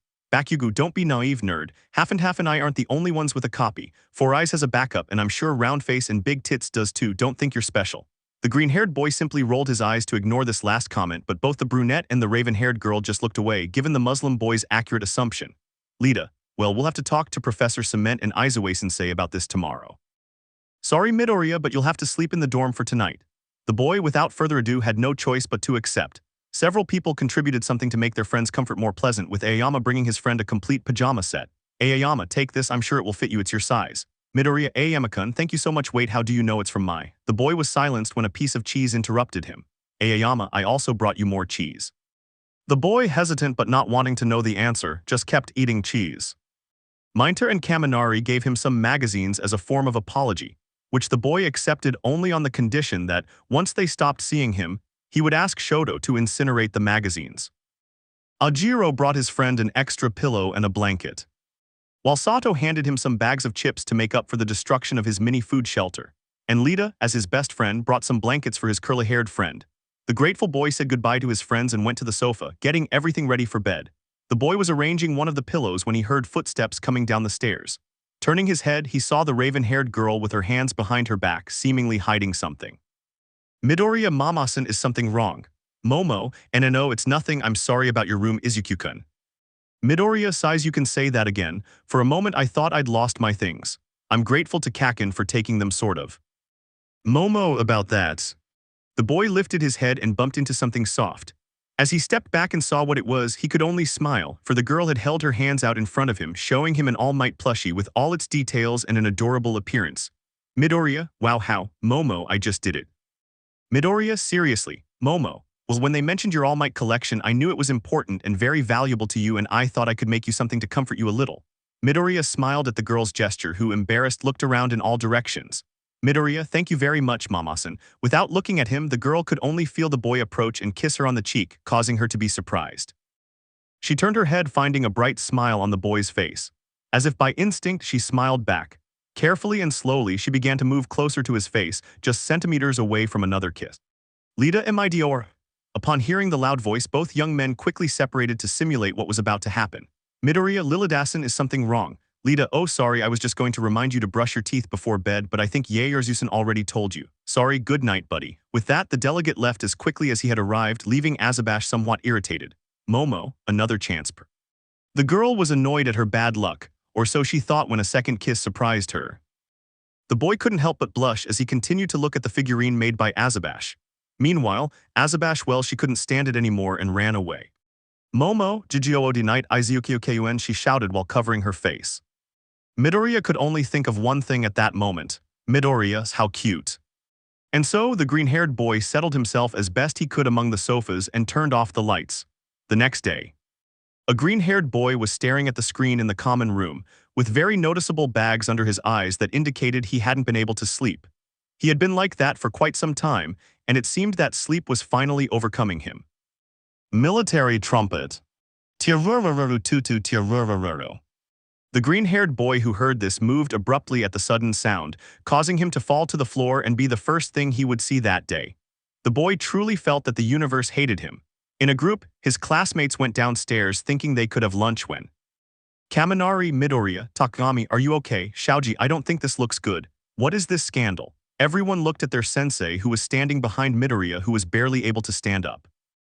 Everyone started looking at their sensei and comparing him to his green-haired friend, trying to figure out who could be who, if not for their hair color. Aizawa, Midoriya, the sensei said, looking at him closely and seeing his deplorable state, you look bad. Midoriya, excuse me, but I wasn't expecting that trumpet sound, the boy said, rubbing his eyes. Aizawa, Lida. Lida, excuse me, Izue-sensei, but I couldn't help it was a family custom. Aizawa, just don't do that again. Interrupting sleep like that isn't funny at all. Yawn, everyone have breakfast. Midoriya, splash some water on yourself. That usually works for a while, then eat something. The boy, hearing this, got up and went to the showers. While his friends were preparing breakfast. Kirishima, bro, I never thought Midoriya could imitate the sensei so well. Ajiro, he looked amazing, but I feel sorry for him. It looks like he didn't sleep well at all. Aoyama, I think the cheese so late in the end isn't good for messy Midoriya. Tsuyu, Bakugo, when are you going to return Midoriyachan's things? Kiro.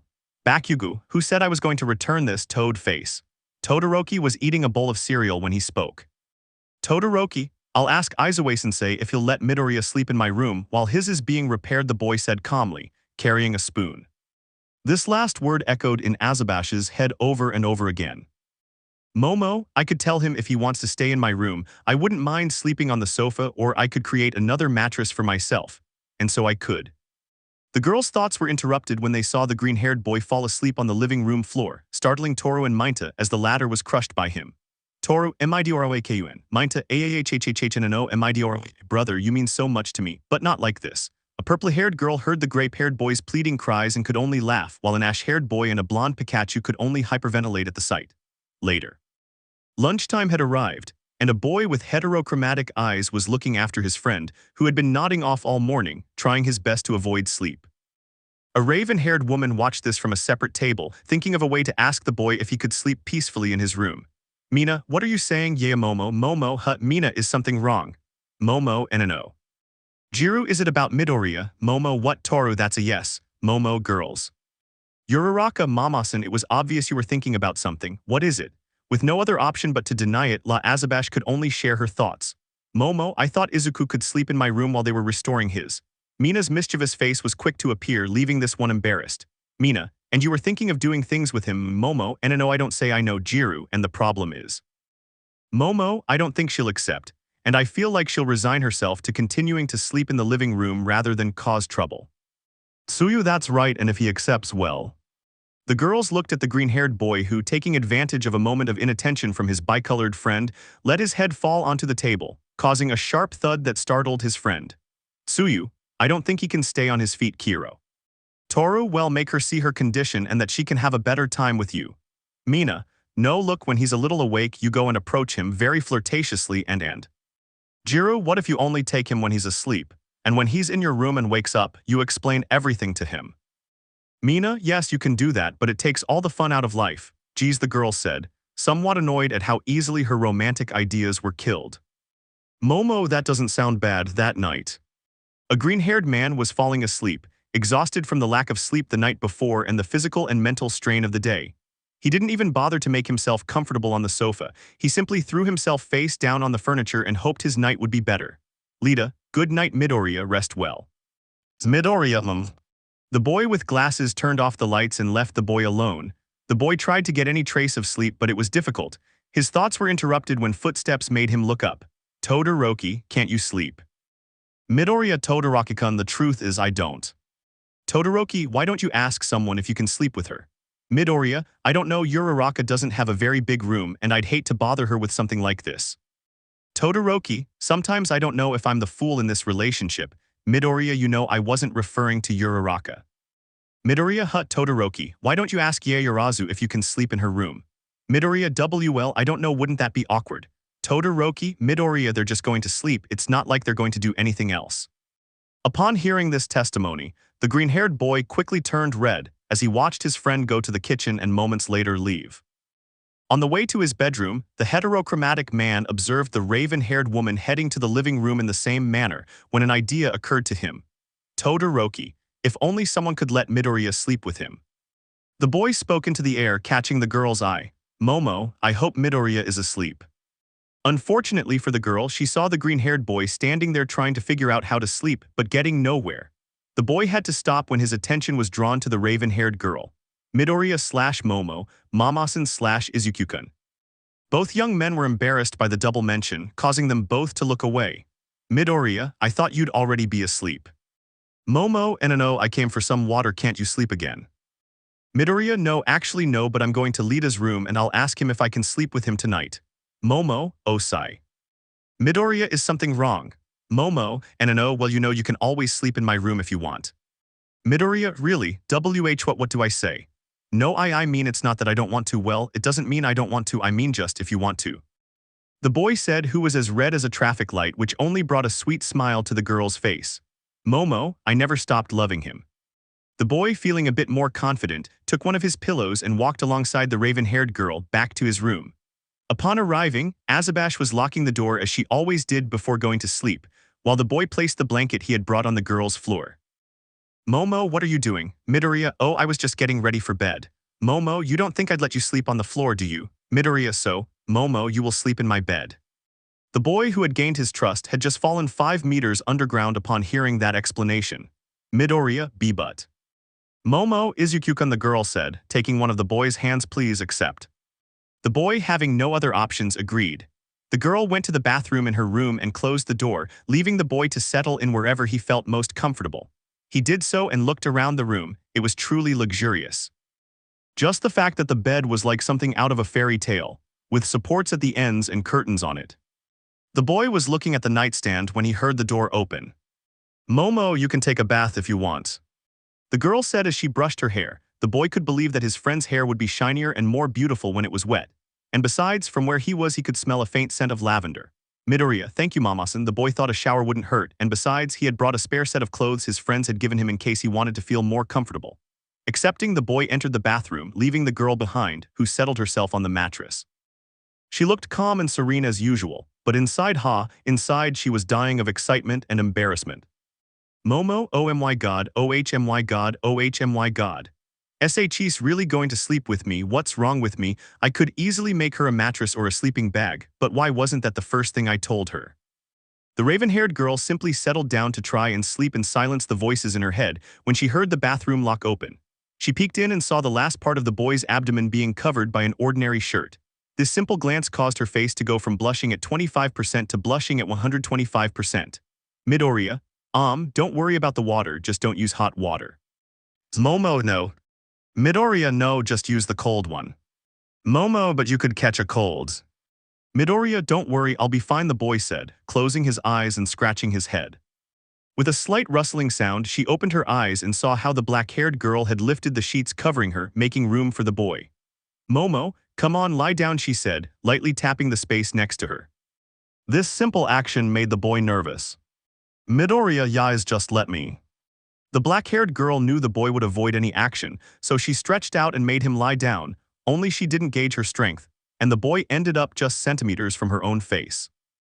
Midoriya, I'm sorry, I. Momo, don't worry, it was my fault. Both young men were embarrassed by the closeness, but even so they didn't move away from each other. The black-haired girl still held the boy's wrist, and the boy knew that even if she let go, he didn't know why she wouldn't want to walk away. They could both feel each other's breath against theirs, and their eyes were lost in each other's. For a moment, the raven-haired girl looked at the boy's lips, lips that had given her tender kisses on the cheek, but now she wanted to return the favor. Little by little, the girl approached the green-haired boy who already sensed what was imminent, but even so, he wasn't going to do anything to prevent it. On the contrary, he was going to accelerate it. He too approached the girl and finally they both joined their lips. A night for two. It was already 10:00 at night. Everyone was asleep in their rooms at that moment, except for two young people who were enjoying their company. The green-haired boy had just received a tender kiss on the lips from his friend, Vice President Momo Yaoyorozu, when she invited him to sleep with her because of the incident that burned down her room. Both the green-haired one and the black-haired one were completely red, while their lips were still joined to each other's. Neither of them wanted to stop and separate themselves from that vice that was the other's lips, but the lack of air forced them to do so. As if he had been hypnotized, the boy returned to reality and noticed what they had just done. Midoriya, Mamamasan, I'm sorry, I don't know what the stuttering boy stammered, trying to speak and apologize for his boldness. I. Momo, Izuku-kun. Midoriya, I don't know if it was your first K-kiss, I'm so sorry. Momo, Izu, the girl slowly stood up and placed one of her fingers on the boy's lips, making him fall silent and listen to her at once. If I asked you for another kiss, would you give it to me? The boy thought it must be the heat of the moment or something, because at that little question he felt his face surpass all the levels of red that the girl already knew about him. He couldn't say a word when he saw the girl slowly bringing her face closer, causing her to begin closing her eyes along with the Midoriya, Mamasan, me. Momo, I love yous. With that said, the two young people kissed tenderly again, slowly. The freckled boy placed his hands on the girl's waist and held her gently, while the rich girl placed her hands on the boy's neck and wrapped her arms around him. The girl began to take a few steps backward and eventually ended up underneath the boy again. She wanted to enjoy the boy. She knew how far things could go if she didn't control herself, so for now she would have to be content with the kisses the boy gave her. When she opened her eyes, she could see the green-haired boy's flushed face, which she found adorable as he tried to be the one to give the kisses. The girl slowly began to kiss his neck, eliciting a few chuckles from him. Momo, is everything all right? She asked the boy in a mocking tone. Midoriya, yeah, haha, it's just that it tickles there, hee. Momo, in that case, I'm not going to stop. With that, the girl kissed the boy's neck again, who could only laugh. Seeing the opportunity, the boy also kissed the raven-haired girl's neck, who with a slight push pushed him away to laugh. Momo, haha, hey, she said, smiling. Midoriya, well, you said you wouldn't stop in that case, so neither would I. With that, the boy leaned in to give the girl another kiss, followed by tickling her stomach, spending a pleasant moment full of kisses and laughter between the two young people. They continued like this until they both fell asleep, though they didn't know when. Hours later, the raven-haired woman was sleeping like never before, when as she settled into her mattress she felt something unnatural. Sleepily, she lifted her head to see that she was holding something soft yet strong. Opening her eyes wider, she noticed that she was wrapped around the torso of the green-haired boy, who was tenderly holding the girl's hand as he slept peacefully beside her, embracing her. She quickly remembered the situation that had happened a few hours earlier and smiled, curious to know the time. She took her phone and turned it on, noticing that it was barely 2 a.m. With a smile on her lips, knowing she could sleep longer while cuddled up to the boy, she settled back down beside him, gave him a kiss on the cheek, lay back, and fell asleep in his arms. The green-haired boy unconsciously felt the warmth of the raven-haired girl beside him, and bringing his other arm to her, enveloped her in his embrace. Momo, good night, Izuku-kun. And so they continued sleeping the next day. The class president went down to the common room, hoping to run into his green-haired classmate again, most likely as sleep-deprived as the day before. But when he got to the sofa area, he didn't find the boy. Curious, he assumed he must have gone to shower or something, but after a few minutes of not seeing him come out of wherever he was, even though most of his friends were already having breakfast, he asked him, Lita, has anyone seen Midoriya? Sato, haven't you seen it? Ajiro, I thought you knew where I was. Minta, really bad class president, he joked, trying to break his friend's spirit. Lita coughs, well, I admit I don't know his whereabouts. Jiro, hey, hasn't IzuMomo come down either? Mina, that's true. Suyo, she must still be asleep, Kiro.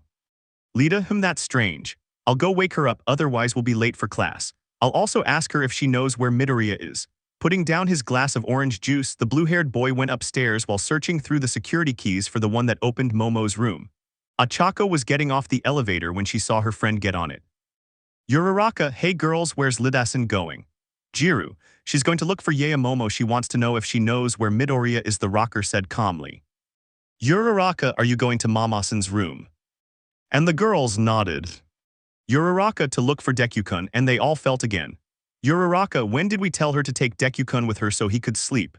The girls nodded again, when after recalling her previous suggestion she stopped them from eating their breakfast. May not forget us so completely. Taru, maybe if we hurry we can get there before Iidasan notices. Lita, what does this mean? That shout could even be heard from the Class B building, where they were wondering what all the commotion was about so early in the morning. Jiru, I think that won't work anymore, let us go. As soon as the girls got up to see what was happening, the boys followed them simply to find out what was going on this time. Because in the adventures of Class A, there was never any boredom. Upon arriving at the girls' dormitories, they noticed the door to the dark-haired girl was open. As they approached the frame, they saw the president moving his hands more rapidly than usual. Looking inside, they saw something that brought a smile of surprise to more than one of them and a blush to a few others. They saw how the raven-haired girl with loose hair was hugging the boy's torso, while he just covered his face with his hands, trying to lessen the embarrassment of being reprimanded by their president friend in such a compromising situation. The raven-haired girl wasn't just hugging his torso, but she was doing it with her hands inside his shirt and burying her face in the boy's chest. If the girls weren't even more surprised, they noticed that despite everything their delegate was shouting, the girl seemed to ignore him. When the girl saw the delegate, she noticed her friends asking her what had happened last night through gestures, to which the vice president responded in a somewhat subtle but at the same time daring way. Momo looked at the green-haired boy who was still embarrassed while receiving one last question from the delegate. Lita, is there anything you'd like to say, Yaoyorozu? Momo ignored the president to take the green-haired man's face in her hands and make him look at her. Momo, good morning, handsome, she said, and immediately after finishing, gave him a good morning kiss. This blew the minds of more than one person present. Minta, WHAT. Kamari, damn you, Amidior, God feeds those who aren't hungry. This pair of screams made the raven-haired girl, the green-haired boy, and the other girls open their eyes because it wasn't possible that those two perverts had that information. The girls in the doorway punched the pair in their friend's place, leaving them hurt and regretting going. Kirishima, I don't know whether to say that this was manly or indecent. This question only earned her a few stares from the serious girls. Kirishima, manly. Earning even more malevolent looks than before. Kirishima, indecent, he asked, more frightened than before. Even worse than before. Kirishima, I'd better shut up. Bakugo, you damn NERD. Your damn room is on fire and you take advantage of it to sleep with big tits. The green-haired boy stood up, trying to shield himself from a blow from the ashen-haired boy, but only received a response from a figure of Almight. Fashion designer, great job. The green-haired boy opened his eyes, noticing that the ash-blonde's frown was still there, but Almight's figure was in front of him, congratulating him. Midoriya Kasi-chan. Bakugo, you already heard all MIGHT, I won't repeat HIM. After the ashen-faced man left the room, leaving everyone surprised by that compliment, they focused on the topic on everyone's lips. Lita, Sai, may I ask why were you in Yaoyorozu's room, Midoriya? Midoriya, well.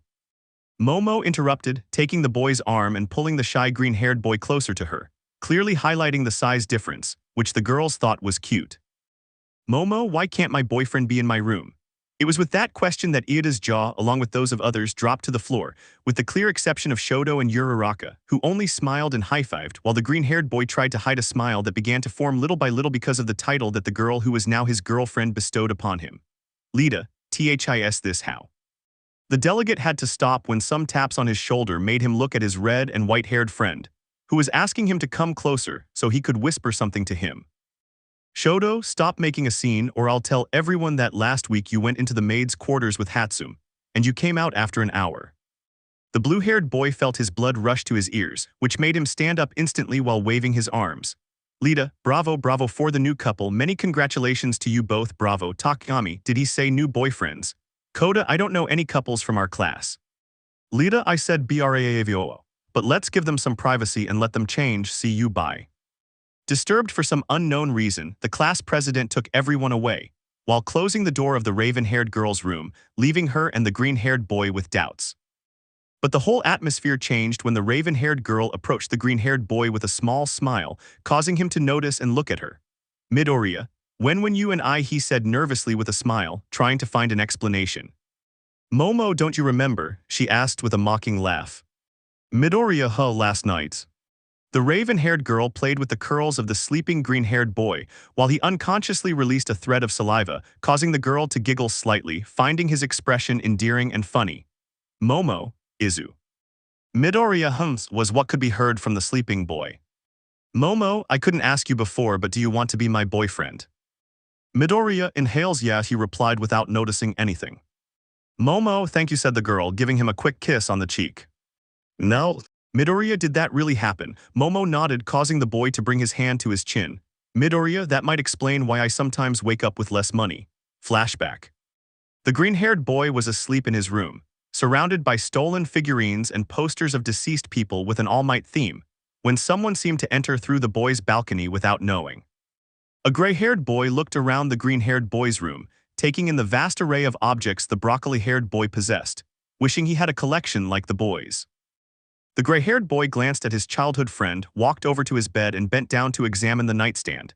As usual, I was about to open the door when I noticed it was locked. Bakugo, son of Deku. Midoriya, Bakugo, where the hell did you leave the drawer key? Midoriya, oh sorry Kakin, said the sleepy boy, handing the bully his keys. Bakugo, I don't know how you think you can be a hero. The ashen-faced man opened the cabinet and took 2 bills from the broccoli's wallet, then closed it, hid the key where it was, and left through the balcony without anyone noticing. No. Midoriya, I'm going to have to talk to Shoto and his detective skills. Momo, don't give him any more of his Sherlock game. After laughing for a while, the raven-haired girl went to take a shower while the green-haired boy brushed his teeth to start his school day. Couple of honeys. The day began strangely, revealing that 2 of his classmates were in a romantic relationship.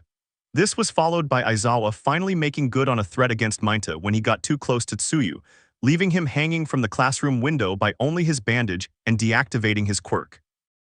Aizawa, all right, everyone pack your things, we'll continue next week, and turn off your lights when you leave, said the raven-haired tutor as he climbed into his sleeping bag. The green-haired boy was putting away his notebook when he heard someone walking towards him. Looking up, I noticed the eyes of the young black girl who was looking at me with tenderness. Momo, hey, I was wondering if you wanted to continue our book club, the raven-haired girl asked while holding a book in her hands.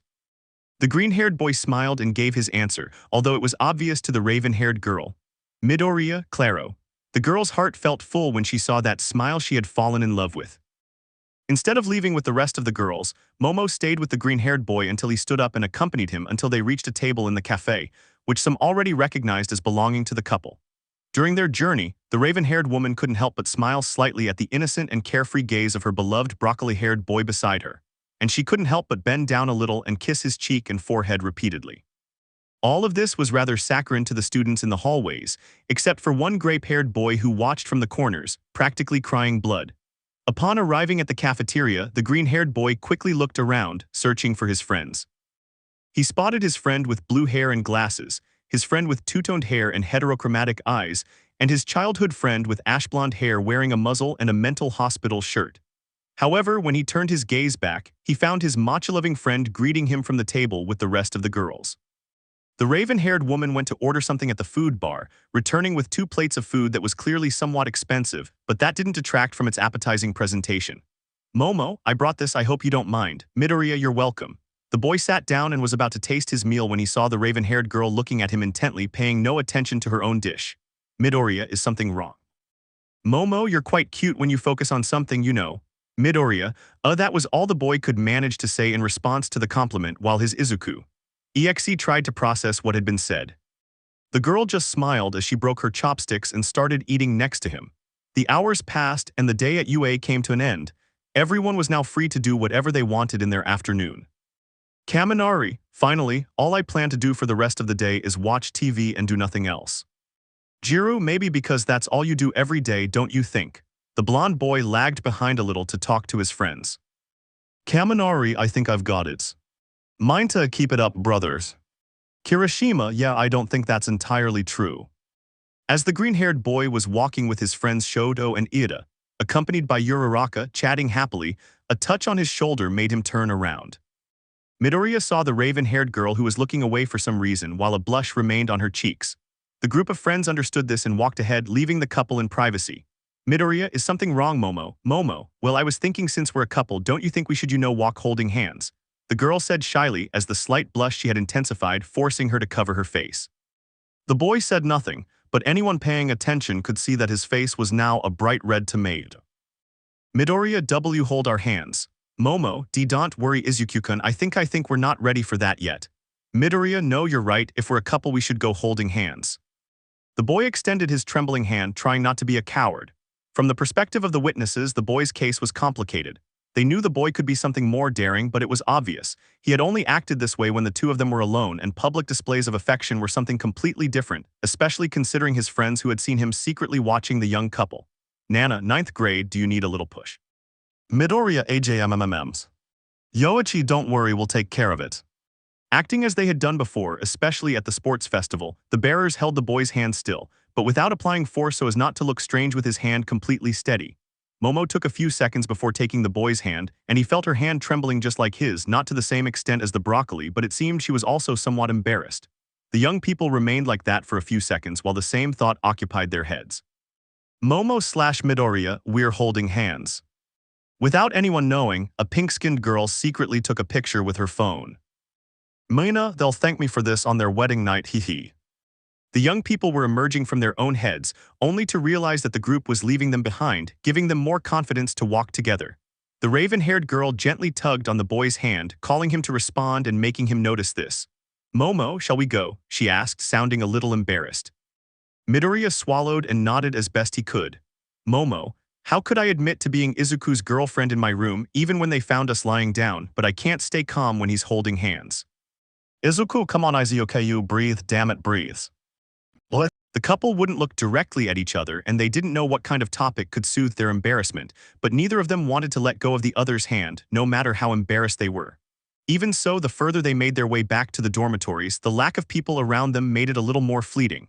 It wasn't so obvious, but at that moment, each of them was thinking about the other. Momo, I still can't understand how his determination to be a hero makes him face great things, but his sorrowful side is damn, it makes him so adorable. Midoriya, it's kind of embarrassing walking hand in hand with a girl. It's the best, even though she's attentive at work and puts effort into everything she does. It's offset by her attitude when we're together. Both young men were so deep in their thoughts that only a push made them react. Looking around in fear, they saw an area they could only assume was a park, but a park inside UA. When they turned to look at those who had pushed them, they could only see the leaves of a bush creating a space, but they couldn't see anyone. Momo/Midoriya, Hagakure/Unphantasma. What? The young men tried to go to that gap between the plants, but a metal fence appeared between them, leaving them alone. Mina, couple inside. Toru, couple inside. Mina, they'll thank us later. The two young men looked around the small park, then decided to wait a while and sat down on a small bench in the center of it. Momo, I hope we're not here for too long. Midoriya, I hope so too. Momo, well, at least they locked me up with someone cute, she said jokingly, looking at the green-haired boy. Midoriya, huh, who else came? The boy said, playing along with the raven-haired girl. Momo, I'm talking about you, idiot, giving the boy a little push. Midoriya, I don't think so, I'm not cute, hee. The girl's laughter stopped as she looked at the green-haired boy, who upon no longer hearing the laughter of his favorite raven-haired girl looked at her. Momo, Izuku, she said while holding the boy's face in her hands, if I tell you that you are the cutest thing in this world, you are the cutest person in the world, do you understand me? At that moment, Izuku discovered that he liked it when the girl was both tough and tender with him, in a way that he doubted was healthy. Ah, I see you've discovered my secret place. Both young men, formerly romantics, were frightened when they recognized that voice. Looking around, they saw who they suspected. Momo/Midoriya, D-Director and EZU. Nezu, I suppose it was going to happen sooner or later, but I was hoping it would be a little later.